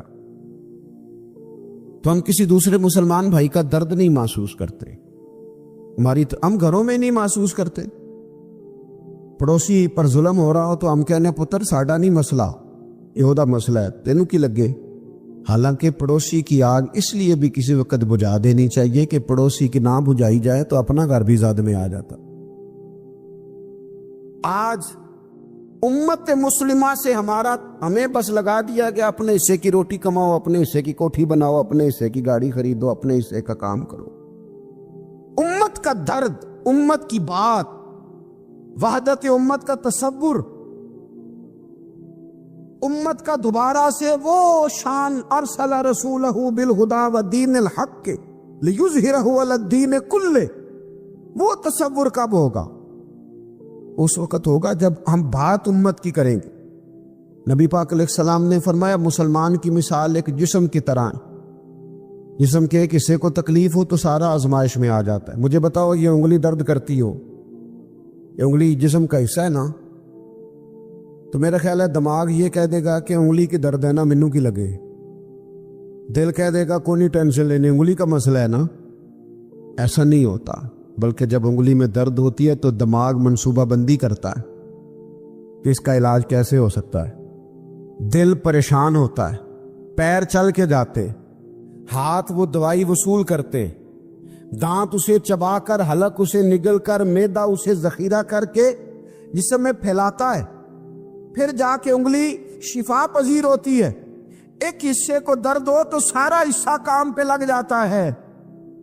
इसराइल अगर तकलीफ दे रहा है फलस्तीनियों को, तो होना चाहिए था ना बाद मुसलमान हुक्मरानों को नींद ना आती, वो दर्द दिल महसूस करते। होना चाहिए था ना कि बाज लोग यहाँ हम क्या करते हैं भला बैठ के। अब तो मुझे बाज चीजों से कोफ्त भी होने लगा। हम देते हैं बयान, मुजम्मत। आपके बयान देने से क्या होगा? फलाने ने भी बयान दे दिया, फलाने ने भी क्लिप दे दिया। ये क्या कर रहे हैं? ये तो आप जिंदा रहना चाहते हैं। वो जिस तरह आजकल हमारे यहाँ बहुत सारी चूंकि जमातें हैं, तो कश्मीर डे आता है ना, तो मिल के रैली नहीं निकाली जा सकती, सवाल नहीं पैदा होता, क्योंकि हमें जमातों को जिंदा रखना है। इस जमात की खबर अलग लगनी चाहिए, इस जमात की खबर अलग। तो ऐसे कोई इनकलाब आएगा? याद रखना, उम्मत को पूरी को एक ताकतवर आवाज बनना पड़ेगा। हमें थोड़ा थोड़ा ऊपर उठ के सोचना पड़ेगा। खुदारा अल्लाह ताला मुझे माफ करे अगर कोई बात मैं सती कर रहा हूं। दिल की गहराई से अर्ज करता हूं, अब तो बड़ा सख्त वक्त आ गया। अब चूंकि अब तो कैमरे की आंख आई है, तो वो जख्मी बच्चे देखे नहीं जाते, वो तड़पती माएं देखी नहीं जाती, वो सिसकती और आवाज देती बेटियां सुनी नहीं जाती। वो आवाजें ऐसी हैं जैसे वो रात के सन्नाटों में चीखें बन के लोगों को जगाया करेंगी। खुदारा कुछ जुर्म ऐसे होते हैं जिनकी सजाएं बड़ी सख्त होती, जिनकी माफी बड़ी मुश्किल से होती। अपने अंदर जज्बा ईमानी पैदा करें। और मेरे दोस्तों, बिस्तर पर भी तो लोग मारी जाया करते हैं ना। अपनी जिंदगी रसूलुल्लाह सल्लल्लाहु अलैहि वसल्लम के दीन के नाम करो। जज्बा जिहाद, शौक शहादत और इश्क रसूल, ये अनासर हैं जो उम्मत मुस्लिमा को पैरों पर खड़ा करें। 2 मिनट के लिए सोचो, उम्मत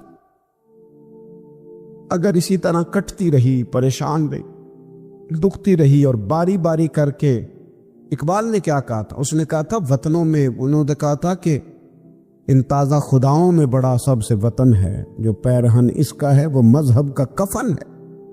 तो इकबाल हम क्या करें? कहने लगे बाजू तेरा तौहीद की कुव्वत से कवी है, इस्लाम तेरा देश है, क्योंकि तू मुस्तफवी है। तू बैसियत मुसलमान सोचना शुरू कर, बैसियत मुसलमान। और यूं तो सैयद भी हो, मिर्जा भी हो, अफगान भी हो, तुम सभी कुछ हो, बताओ कि मुसलमान भी हो। तुम्हारे अंदर कहीं से कोई मोमिन भी बोलता है कि नहीं? इलाकाई तासुबात और मुल्की सरहदों में कैद हो जाने वालों, तुम एक नबी की उम्मत हो। क्यों नहीं समझते? जब कश्मीर की बेटी रोती है तो मदीने वाले महबूब पाक अलैहिस्सलाम की उम्मत की बेटी रोती। जब फलस्तीन की बेटी रोती है तो उम्मत की बेटियां रोती। खुदारा कुछ दर्द दिल अपनी तबीयत में पैदा करें। मैं हुक्मरानों की बात नहीं करता, मैं तो आम लोगों से ऐसे तबसरे सुनता हूं जो नहीं करनी चाहिए। और नहीं जी नहीं, दूसरा रुख भी देखो, आम आदमी उठ के, आम लोग भी ये खतरनाक सोचें और इनसे खौफनाक नताइज बरामद होंगे। तो 3 बातें मैंने आपकी खिदमत में अर्ज की हैं। एक तो कोशिश करें अपनी जिंदगी के अंदर कि जिंदगी को सादा करें। पैसा जरूर कमाएं, लेकिन पैसे से प्यार ना करो, प्यार तो मदीने वाले रसूल से करना। दौलत, हिरस, हवस, तमा, इनसे बाहर आओ। और दूसरी गुजारिश आपकी खिदमत में ये अर्ज की, कुछ ना कुछ दीन का काम, और उसमें भी शोहरतों से बचते हुए, तस्वीरों से बचते हुए। मैं हर महफिल में शायद कहता हूं मेरी फोटो आ रही है और लाइव आ रहा है और फलां हो रहा है, लेकिन इस महफिल का खूबसूरत इंसान वो है जो सबसे पीछे बैठा है। वो किसी फोटो के लिए नहीं आया। और मैं ढेर सारे लोग देख रहा हूं, ये जो आगे बैठ जाते हैं बाद औक़ात 5, 7, 10 लोग, ये बड़ी तस्वीर साजी करते, लेकिन जो पीछे बैठे होते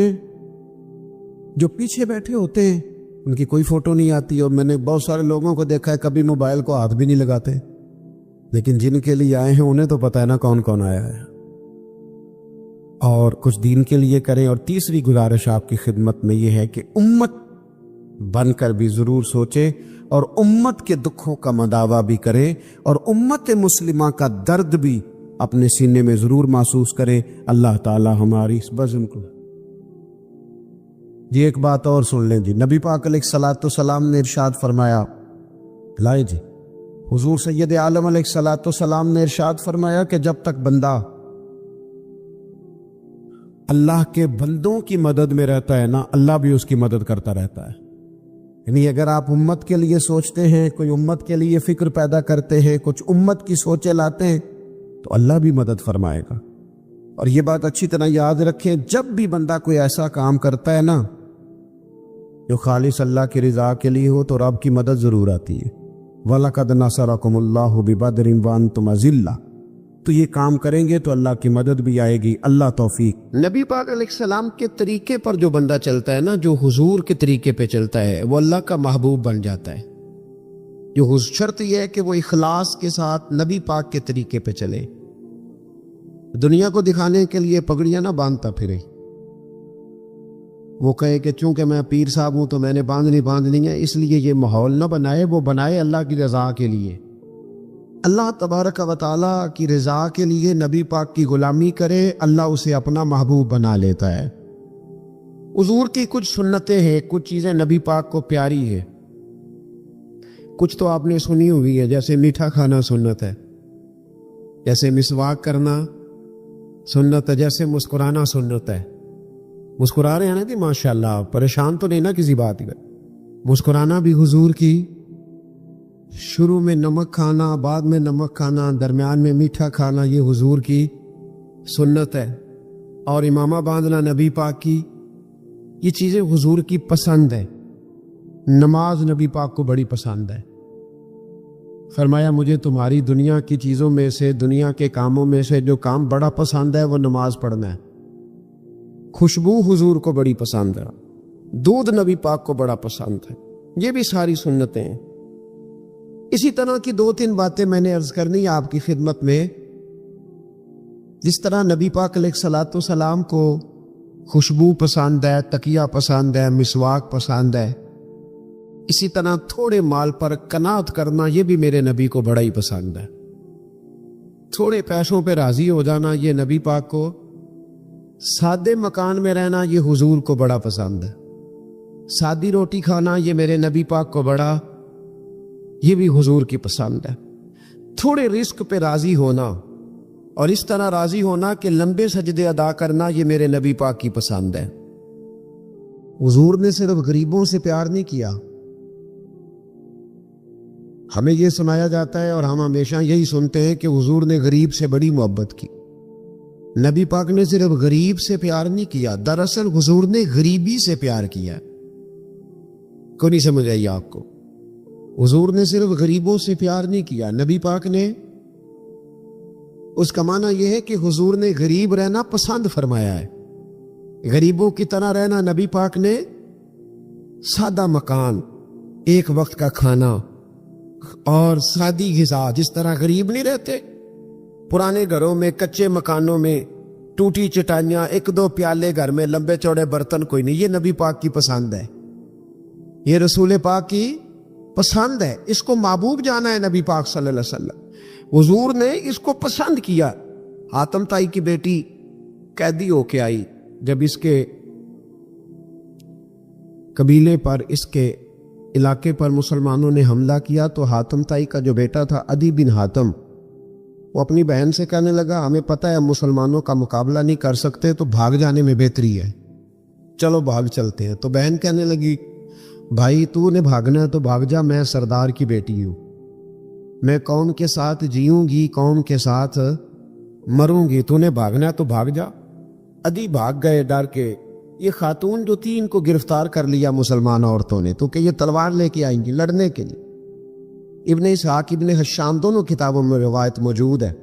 یہ خاتون کہتی ہے کہ میں نے بڑے تگڑے سوال تیار کیے، کیونکہ معاذ اللہ ثم معاذ اللہ میرا خیال تھا وہ نبی نہیں، وہ بادشاہ ہیں، وہ ایک اسٹیٹ کے سربراہ ہیں، وہ حکمران ہے، میں معاذ اللہ نبی نہیں۔ میں نے بڑے تگڑے سوال تیار کی اور میں اپنے آپ سے کہی تھی میں ایسی ایسی باتیں کروں گی مسلمانوں کے نبی سے کہ انہیں جواب نہیں آئے گا۔ معاذ اللہ ثم نقل کفر نہ باشد۔ کہتی ہے میں حضور کے سامنے لائی گئی گرفتار کر کے، اور جب مجھے حضور کے سامنے کھڑا کیا گیا نا تو میرا سر ننگا تھا۔ توجہ ہے میری بات پر؟ میرا سر ننگا تھا تو میرے ذہن میں بڑے سوال تھے، میری گردن اکڑی ہوئی تھی۔ حضور نے میرا ننگا سر دیکھا تو محبوب ممبر سے اٹھے، اپنے کندھوں سے مدثر والی چادر اتاری گا، اور حضور علیہ السلام نے حاتم تائی کی بیٹی کے سر پہ دے دی۔ بیوی کہتی ہے جب حضور کی چادر آئی تو میری اکڑی ہوئی گردن خود بخود جھک گئی نیچے کی طرح، خود بخود جھک گئی۔ سوال ابھی بھی میرے ذہن میں موجود تھے۔ اتنے میں ایک صحابی حضور کی بارگاہ میں آئے اور عرض کرنے لگے یا رسول اللہ صلی اللہ علیہ وسلم یہ کافر کی بیٹی ہے، مشرک نجس ہوتا ہے، تو میں اپنی چادر نہ دے دوں، آپ اپنی لے لیں، کافر کی بیٹی ہے۔ تو محبوب نے اس کی طرف جلال کی نظروں سے دیکھا، فرمایا خاموش ہو جا، بیٹیاں برابر ہوتی ہیں، تیاں سانجیاں ہوندیاں نے، بیٹیاں بولیے جی پکی بات ہے۔ بزرگ چپ کر جائیں، نوجوان بولے بیٹیاں اللہ آپ کو خوش رکھے، تیاں سارے دیاں ہاں، اگر تو کسی کے گھر گندی نظر ڈالے گا تو تیرا گھر بچ نہیں سکتا، پکی بات۔ یہ نقد و نگد سودا ہے، جس نے اپنا گھر پاک رکھنا ہے وہ دوسروں کے گھروں کا محافظ بنے، پکی بات۔ بیٹیاں خبردار خبردار کسی کی بچی کی عزت سے کھیلنے کی کوشش نہ کرنا، ورنہ اللہ تبارک و تعالیٰ بڑی سخت سزا دے، بچو۔ وہ کہتی ہے جب حضور نے کہا نا بیٹیاں برابر ہوتی ہیں تو میرے اندر سے ایک آواز نکلی، میں نے کہا او حاتم تائی کی بیٹی تو غلط تھی، یہ بادشاہ نہیں ہے تو اللہ کے سچے رسول ہیں، بادشاہ تو سخت سزائیں دیتے ہیں۔ کہتے ہیں حضور میرے قریب آئے اور آ کے کہنے لگے تو سردار کی بیٹی ہے، تیرے باپ میں اچھی خصلتیں پائی جاتی تھی، بتا تیرے ساتھ کیا معاملہ کروں، کیا معاملہ، یہ حضور کی پسند ہے، کیا معاملہ کروں؟ تو کہنے لگی میں چاہتی ہوں مجھے آزاد کر دے۔ کہتی مجھے امید نہیں تھی، حضور کہیں گے ٹھہر جا، بیٹھ جا، بات کرتے ہیں، مشاورت ہوتی ہے، پھر اس کے بعد کوئی فیصلہ ہوتا ہے۔ کہا آزاد کر دو۔ کہتی حضور نے میرے کہنے پر فوراً ہی اگلا جملہ ہی نہیں کہا، فرمایا جا تو آزاد ہے۔ کہتی ہے میں نے ایک جملہ اور کہا، میں نے کہا میں اکیلی نہیں جاؤں گی، سارا قافلہ آزاد کرو، اب تنگی یہ داماں پہ نہ جا، اور بھی کچھ مانگ ہے آج وہ مائل باتا، اور بھی کچھ مانگ۔ کہنے لگی اکیلی نہیں جاؤں گی، سارا قافلہ سارا قبیلہ آزاد ہو۔ حضور نے فرمایا تو پتہ نہیں کیا سوچ رہی ہے، تو جہاں آئی ہے وہاں سے خالی جاتا ہی کوئی نہیں، سارا قافلہ۔ حضور نے فرمایا بھی اس کے قبیلے کو کھانا بانا کھلاؤ اور سارے ہی آزاد کر دو۔ واپس گھر گئی تو اپنے باپ کو، اپنے بھائی کو بلایا، بلا کے کہنے لگی بھائی وہ بادشاہ نہیں، وہ نبی ہیں، بادشاہ نہیں وہ، اب تو جن کو فقیر ہونا چاہیے تھا وہ بھی بادشاہ بن گئے۔ بادشاہ سلامت، بادشاہ سلامت۔ میں رات بورے والے میں تھا، بھائی مہربانی پیسے نہ لے کے آئیے گا، باپ اپنی اپنی جگہ پہ بیٹھے، یہ کام بالکل نہ کر، اللہ آپ کو خوش رکھے، برکت دے۔ میں اس کو حرام نہیں کہتا، اور یہ سٹائل نذرانے کا درست نہیں، اس سے بچا کریں، ورنہ پھر وہی بندہ چنگا لگنا جنہیں پیسے لے کے آنا ہے، دوجیاں دا دل کرنا ہے ٹوری جان دے چنگے نے، اس لیے اس چکر سے باہر نکل ہے تاکہ قوم سمجھدار ہو جائے، بالکل یہ کام نہیں کرے۔ سنیں اور یاد رہے، میں تھا وہاں دور تو 2-3 بچے نا یوں ہاتھ باندھ کے کھڑے ہو گئے۔ اب حضور نے فرمایا کہ اس طرح کا معاملہ نہ کرو جیسے مجوسی اپنے بادشاہوں کے ساتھ کرتے تھے۔ میں کہ پتر بیٹھ جو، کہندے نہیں ساڈی ڈیوٹی ہے۔ میں کہ کیس لائیے، میں بادشاہ سلامت ہاں، تو بیٹھ جو کرسی تیرا آمدہ، کیا چکر چل گیا، ہاتھ باندھ کے کھڑے ہونا، کونوں میں کھڑے، کیا اس کا مطلب؟ ادب اداب ہیں، کرنے چاہیے، لیکن کیا لوگوں کو سزا ملی ہوئی ہے کہ وہ بیچارہ جو غریب آدمی، ادب اداب صرف اس کی ذمہ داری ہے؟ ماڑا آیا تو پیر صاحب نے ادب پہ لگا دیا، اور تگڑا آیا تو خود ادب کرنا شروع کر دیا۔ یہ کس قسم کا تماشا ہے؟ یہ کوئی طریقہ نہیں۔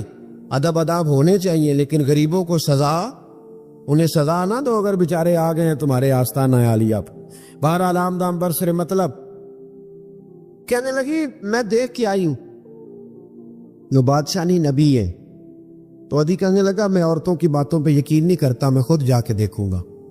میں نے کہا غریبی میرے نبی کی پسند ہے، حضور نے اللہ سے غریبی مانگ کے لی ہے، کہا یا اللہ مجھے زیادہ پیسے نہ دینا، ایک وقت کی روٹی دینا۔ اور حضور فرماتے ہیں رب نے اختیار دیا ہے، اگر میں چاہوں تو احد پہاڑ سونے کا بن جائے اور میرے ساتھ چلا کرے، پر میں نے اللہ سے زیادہ دولت مانگی۔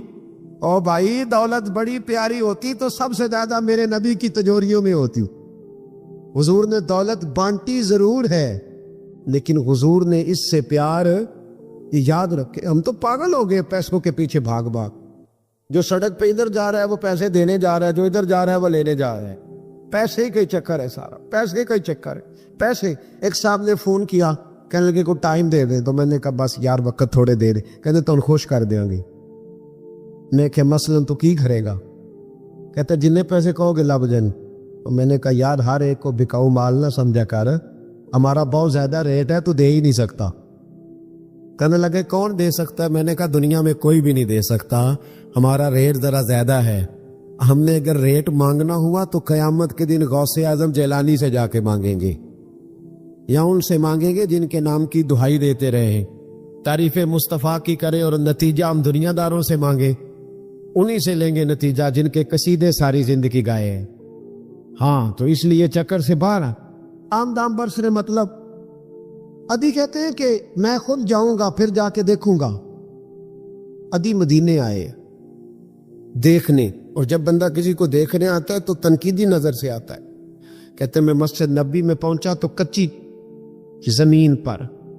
زمین پر غلاموں کے ساتھ، ادھر دیکھو یہ بھی تو حضور کی سنت ہے نا جی۔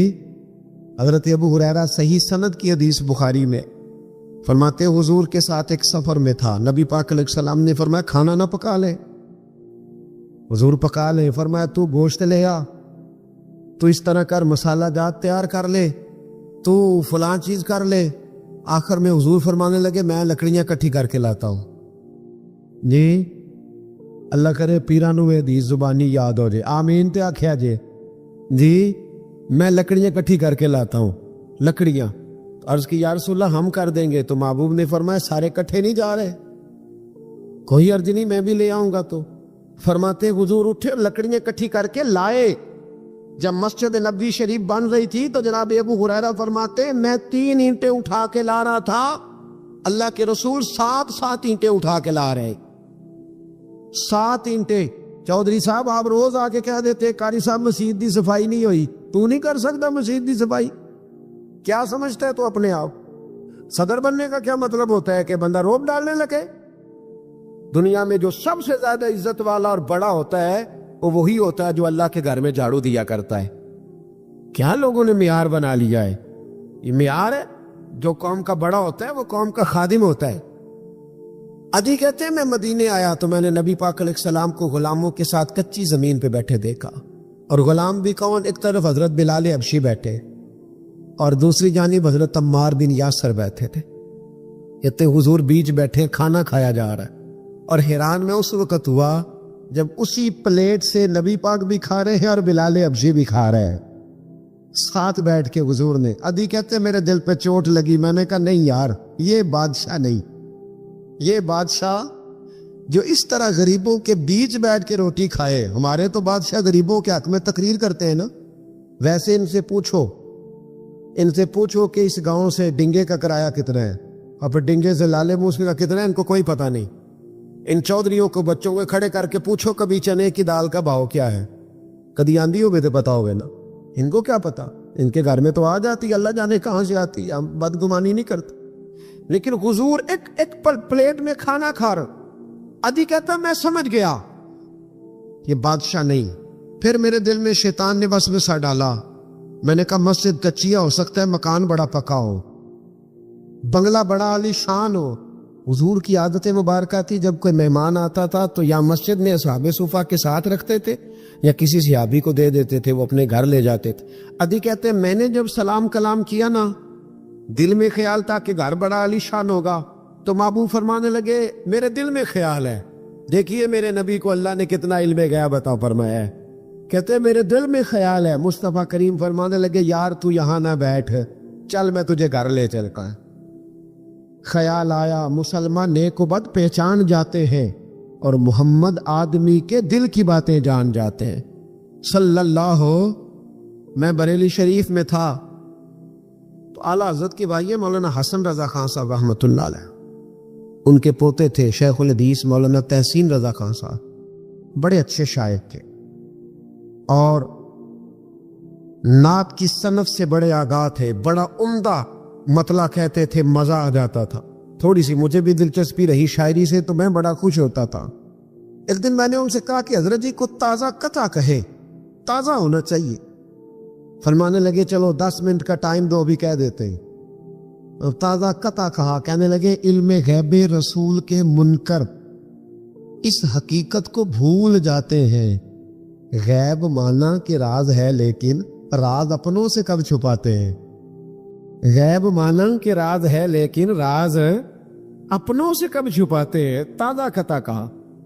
ادی بن عاصم کہتے حضور مجھے لے کے چلے، جب نبی پاک گھر کی طرف لے کے چلے تو رستے میں ایک بوڑھی اماں مل گئی، پھٹے پرانے کپڑے، کہنے لگی یا رسول اللہ میں آپ کی طرف ہی جا رہی، ضروری کام ہے۔ تو حضور نے فرمایا چل تو جا رہی تھی، میں خود جو آ گیا ہوں۔ ادی کہتے چوک میں اس بوڑھی نے حضور کو کھڑا کر لیا۔ کبھی دیکھے آپ نے اپنا وزیر چوک میں کھڑا؟ آکواسی تی ایم پی کدی نہیں دیکھا، وزیر تو دور رہ گیا، چوک میں کھڑا کر لیا نبی پاک صلی اللہ علیہ وسلم، اور وہ بی بی اپنے دکھڑے سنانے لگی۔ کہتے قربان جاؤں وہ دیر تک باتیں کرتی رہی اور نبی پاک سنتے رہے۔ ادی کہتے میرے دل پہ دوسری چوٹ لگی، میں نے کہا جو اس طرح غریبی سے پیار کرے وہ بادشاہ نہیں، وہ اللہ کے سچے رسول ہیں۔ حضور مجھے گھر لے گئے، جناب سیدہ طیبہ طاہرہ حضرت عائشہ صدیقہ رضی اللہ تعالی عنہا کے حجرے میں، اور حضور جب اندر لے گئے تو ایک چٹائی پڑی ہے کھجور کی چھال کی، وہ بھی پھٹی ہے 2 جگہ سے، ایک مٹکا، 2 پیالے، ایک تکیہ جس میں کھجور کی چھال بھری ہوئی ہے۔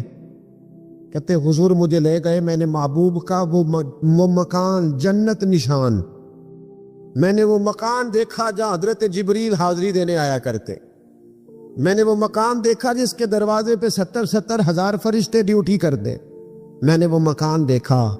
کہتے میں حیران ہو گیا۔ حضور مجھے بٹھا کے گئے دوسرے کمرے میں، اور وہاں سے حضور سرکہ لائے، کھجوریں لائے، تھوڑا سا کھانا لائے، کہتے میرے سامنے رکھا۔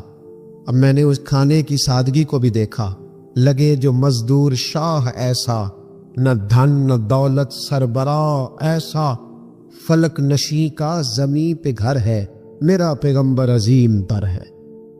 کہتے حضور صلی اللہ علیہ وسلم نے کھانا دیا تو حضور کی وہ سادگی، ادھر دیکھیں اس بندے میں سادگی نہیں نہ ہوتی، اس میں اپنائیت نہیں ہوتی۔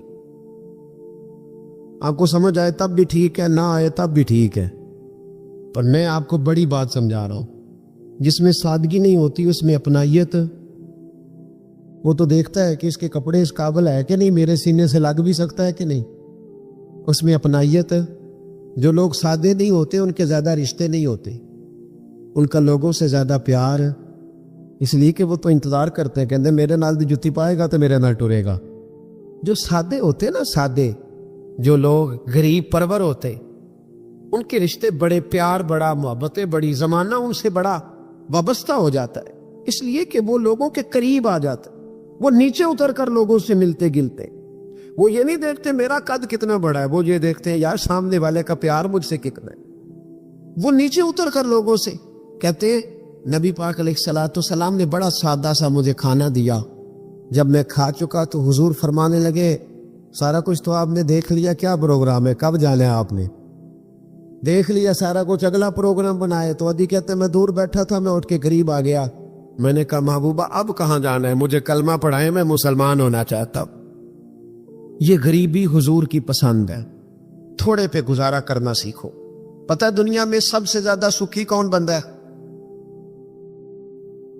وہ بندہ سکھی ہے جسے اللہ نے جو دیا ہے نا وہ اس پہ راضی ہو گیا ہے، وہ بندہ بڑا سکھی ہے۔ جو دائیں بھی دیکھتا ہے بائیں بھی دیکھتا ہے، کسی کی کار دیکھتا ہے، کسی کی ہیوی بائک دیکھتا ہے اور ٹینشن میں رہتا ہے۔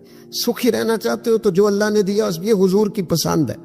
دوسری بات، معاف کرنا میرے نبی کو بڑا ہی پسند ہے۔ کیا کرنا؟ بول کے بتائیں، بول۔ نبی پاک کو بڑا، آپ بھی معاف کر دیتے ہیں نا؟ جی، ہمارے ہاں معافی نہیں ہوتی، صلح ہو جاتی ہے۔ چوری صاحب پریشر پایا، صلح کر لو، کہنے چلو ان چودھری جی کیویں موڑیے، صلح کر لینے، پر جی تو قابو آئے گا ویکھی جائے گی۔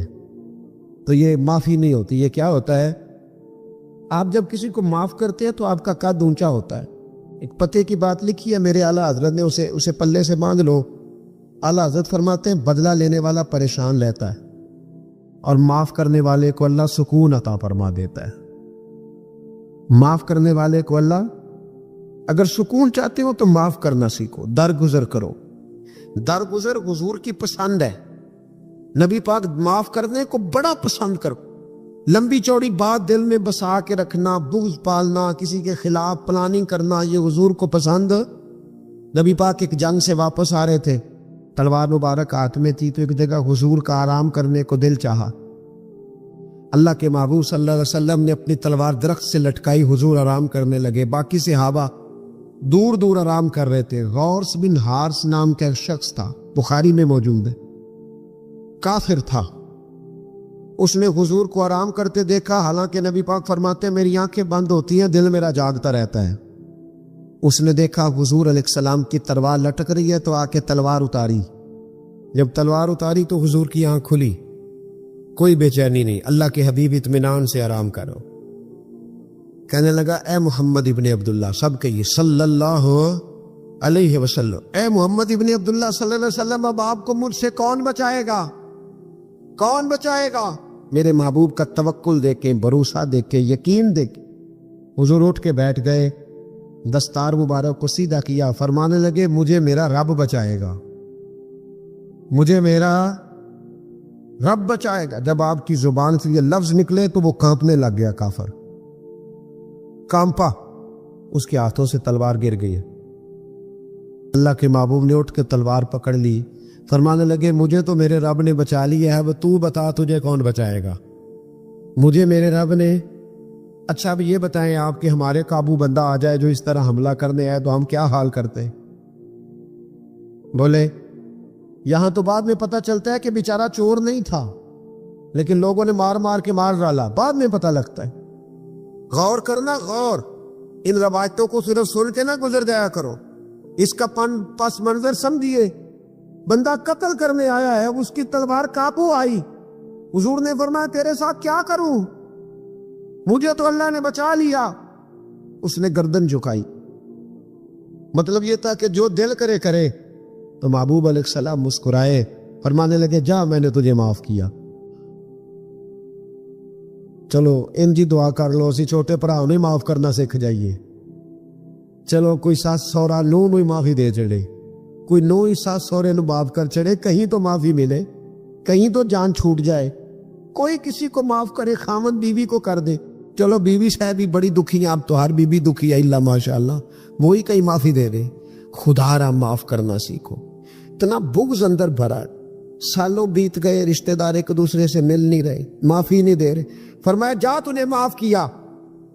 وہ شخص جانے لگا، تو اگلے لفظ قاضی ایاز مالکی نے شفا شریف میں لکھے، جب جانے لگا تو حضور نے آواز دی، واپس آیا۔ محبوب فرمانے لگے یار اتنی دور سے چل کے آیا ہے، میرا طریقہ نہیں مہمان کو خالی بھیجنے کا، لیکن اب یہاں سفر میں میں تجھے کیا دوں، تو اس طرح کر، یہ تلوار میری تحفے میں لے جا، کر کے دکھا نا تو بھی ایسے، تو حضور کی غلامی کا دعویٰ نہیں کرتا۔ یہاں تو پوری ملت کا نقصان ہو گیا، پر دیندار کہلانے والوں نے ایک دوسرے کو معاف نہیں کیا۔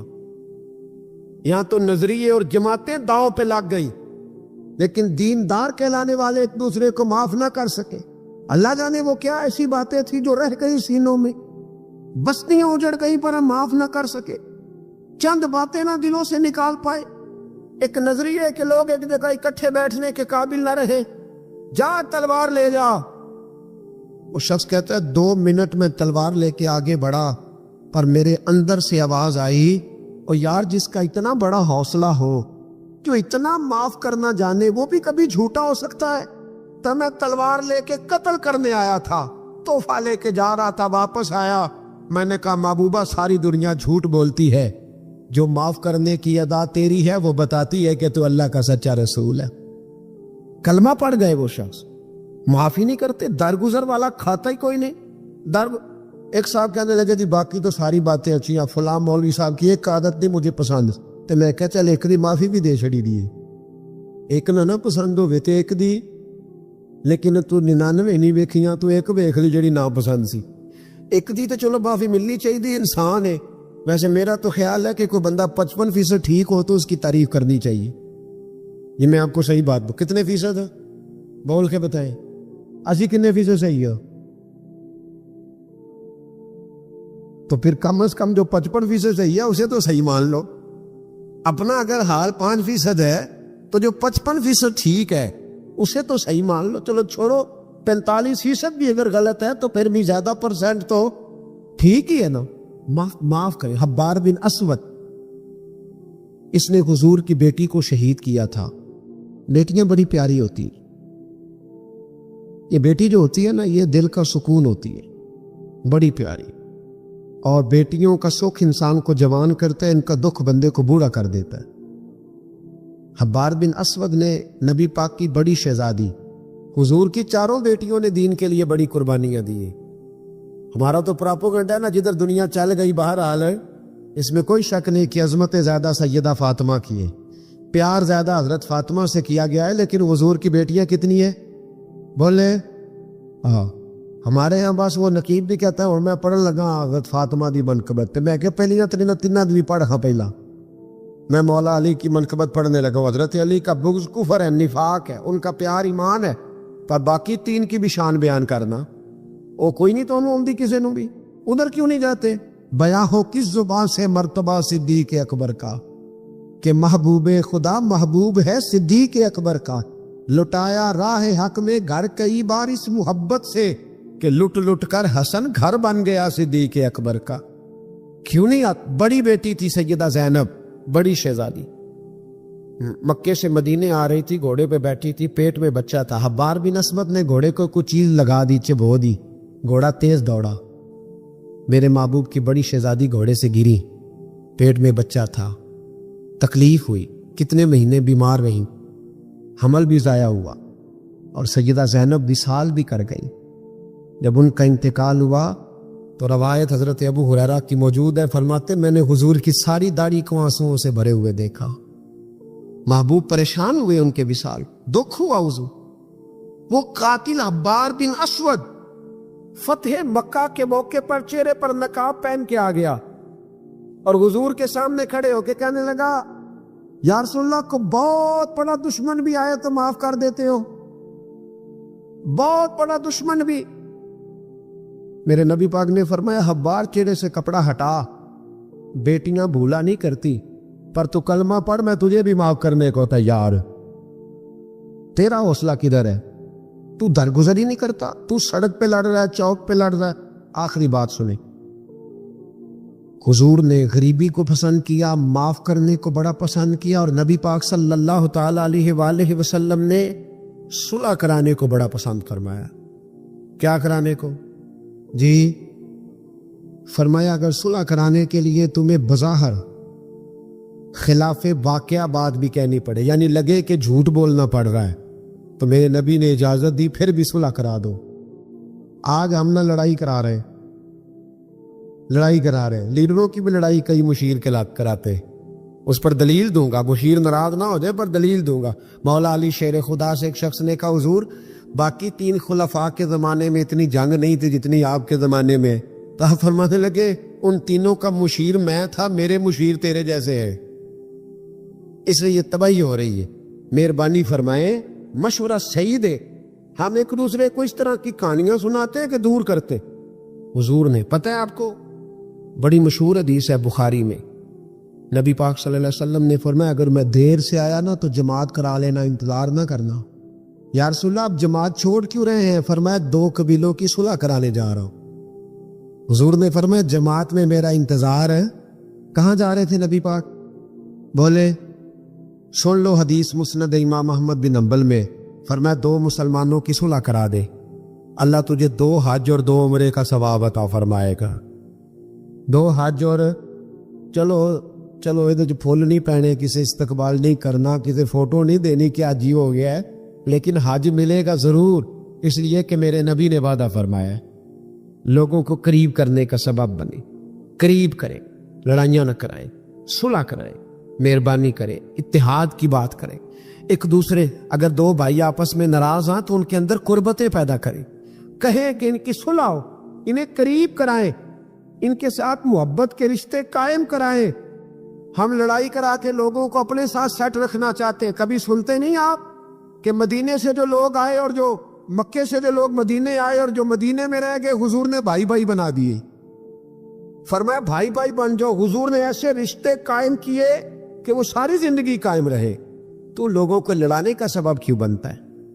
لوگوں کو ملائیں، یہ حضور کی پسند ہے۔ 3 باتیں میں نے عرض کی ہیں، غریبی نبی پاک کی پسند ہے، معاف کرنا حضور کی، صلح کرانا نبی پاک کی، ان تینوں حضور کی سنتوں پر عمل کریں۔ ملے گا کیا؟ اللہ ہمیں اپنا محبوب بنا لے۔ جب ہم یہ کام کریں گے تو پھر رب ہم سے محبت فرمائے گا۔ عیداں تے شب راتاں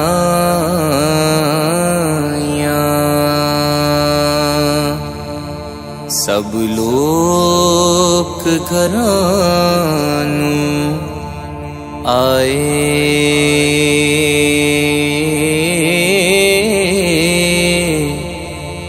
او نہیں آئے پرت محمد جڑے آپ ہتھیں دفنائے۔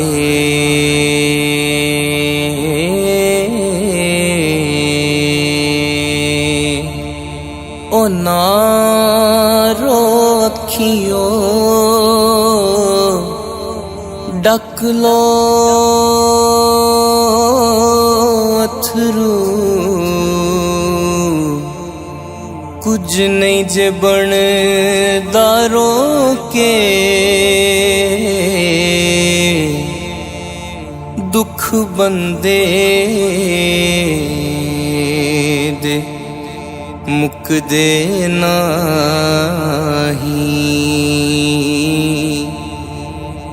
دکھ مک دے نے مویا۔ ٹر گئیوں سانو کلیاں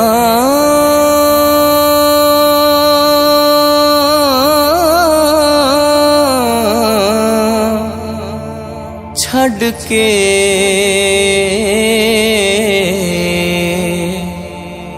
دس کیویں دل پر چاہیے لاگیوں جیڑی اگ وچ سینے، ہن کا دے نال بجھائیے۔ کیڑا رسے ہن نال ساڈے، کینو رو رو سی منائیے۔ آزم یار یاراں نوں مل دے، اسی کس نوں سینے لائیے۔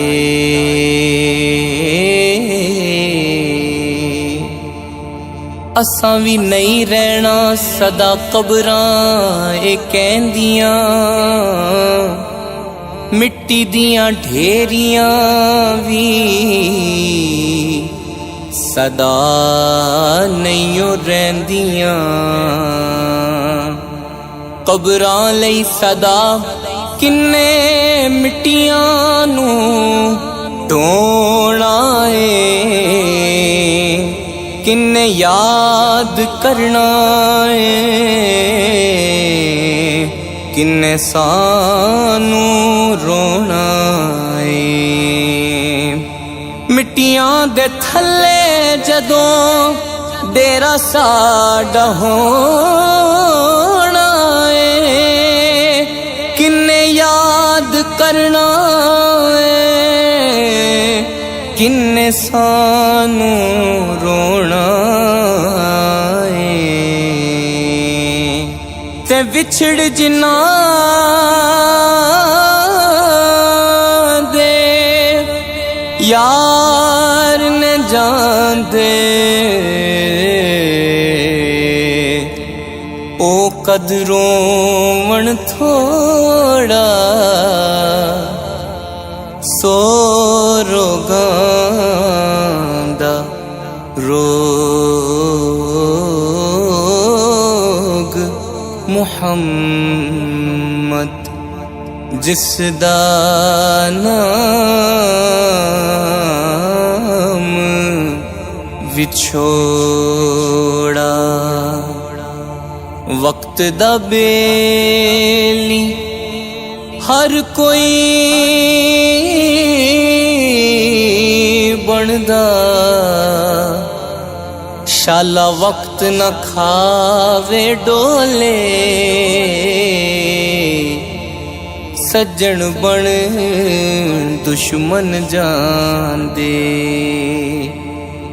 ਜਦ ਵਕਤ ਨੂੰ ਪੈਂਦੇ ਰੋਲੇ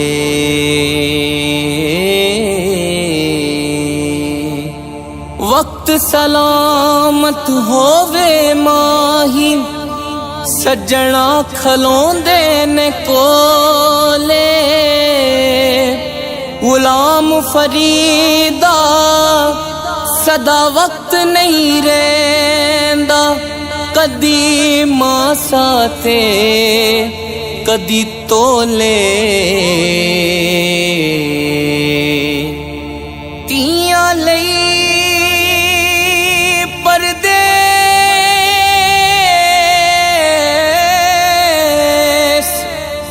وے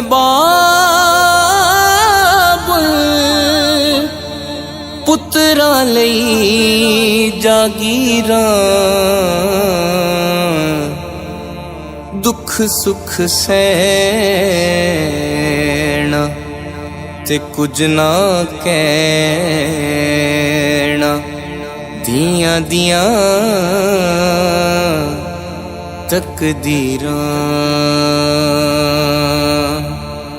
ہتھیں دفن جنانوں کریے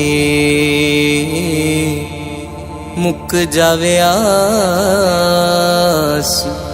اونا دی او دور گیا دی یاد محمد دل تو مول نہ جاندی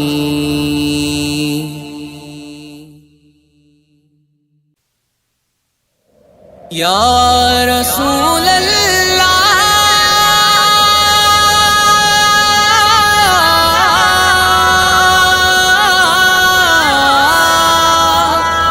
یا رسول اللہ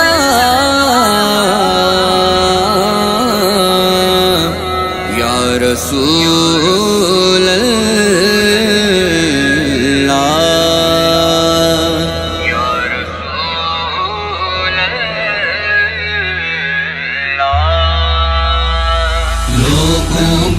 دنیا میں لاکھوں ہی سہارے ہیں لوگوں کو تو دنیا میں لاکھوں ہی سہارے ہیں ہم کو یہی کافی ہے سرکار ہمارے ہیں ہم کو یہی کافی ہے سرکار ہمارے ہیں جب تک بکے نہ تھے تو کوئی پوچھتا نہ تھا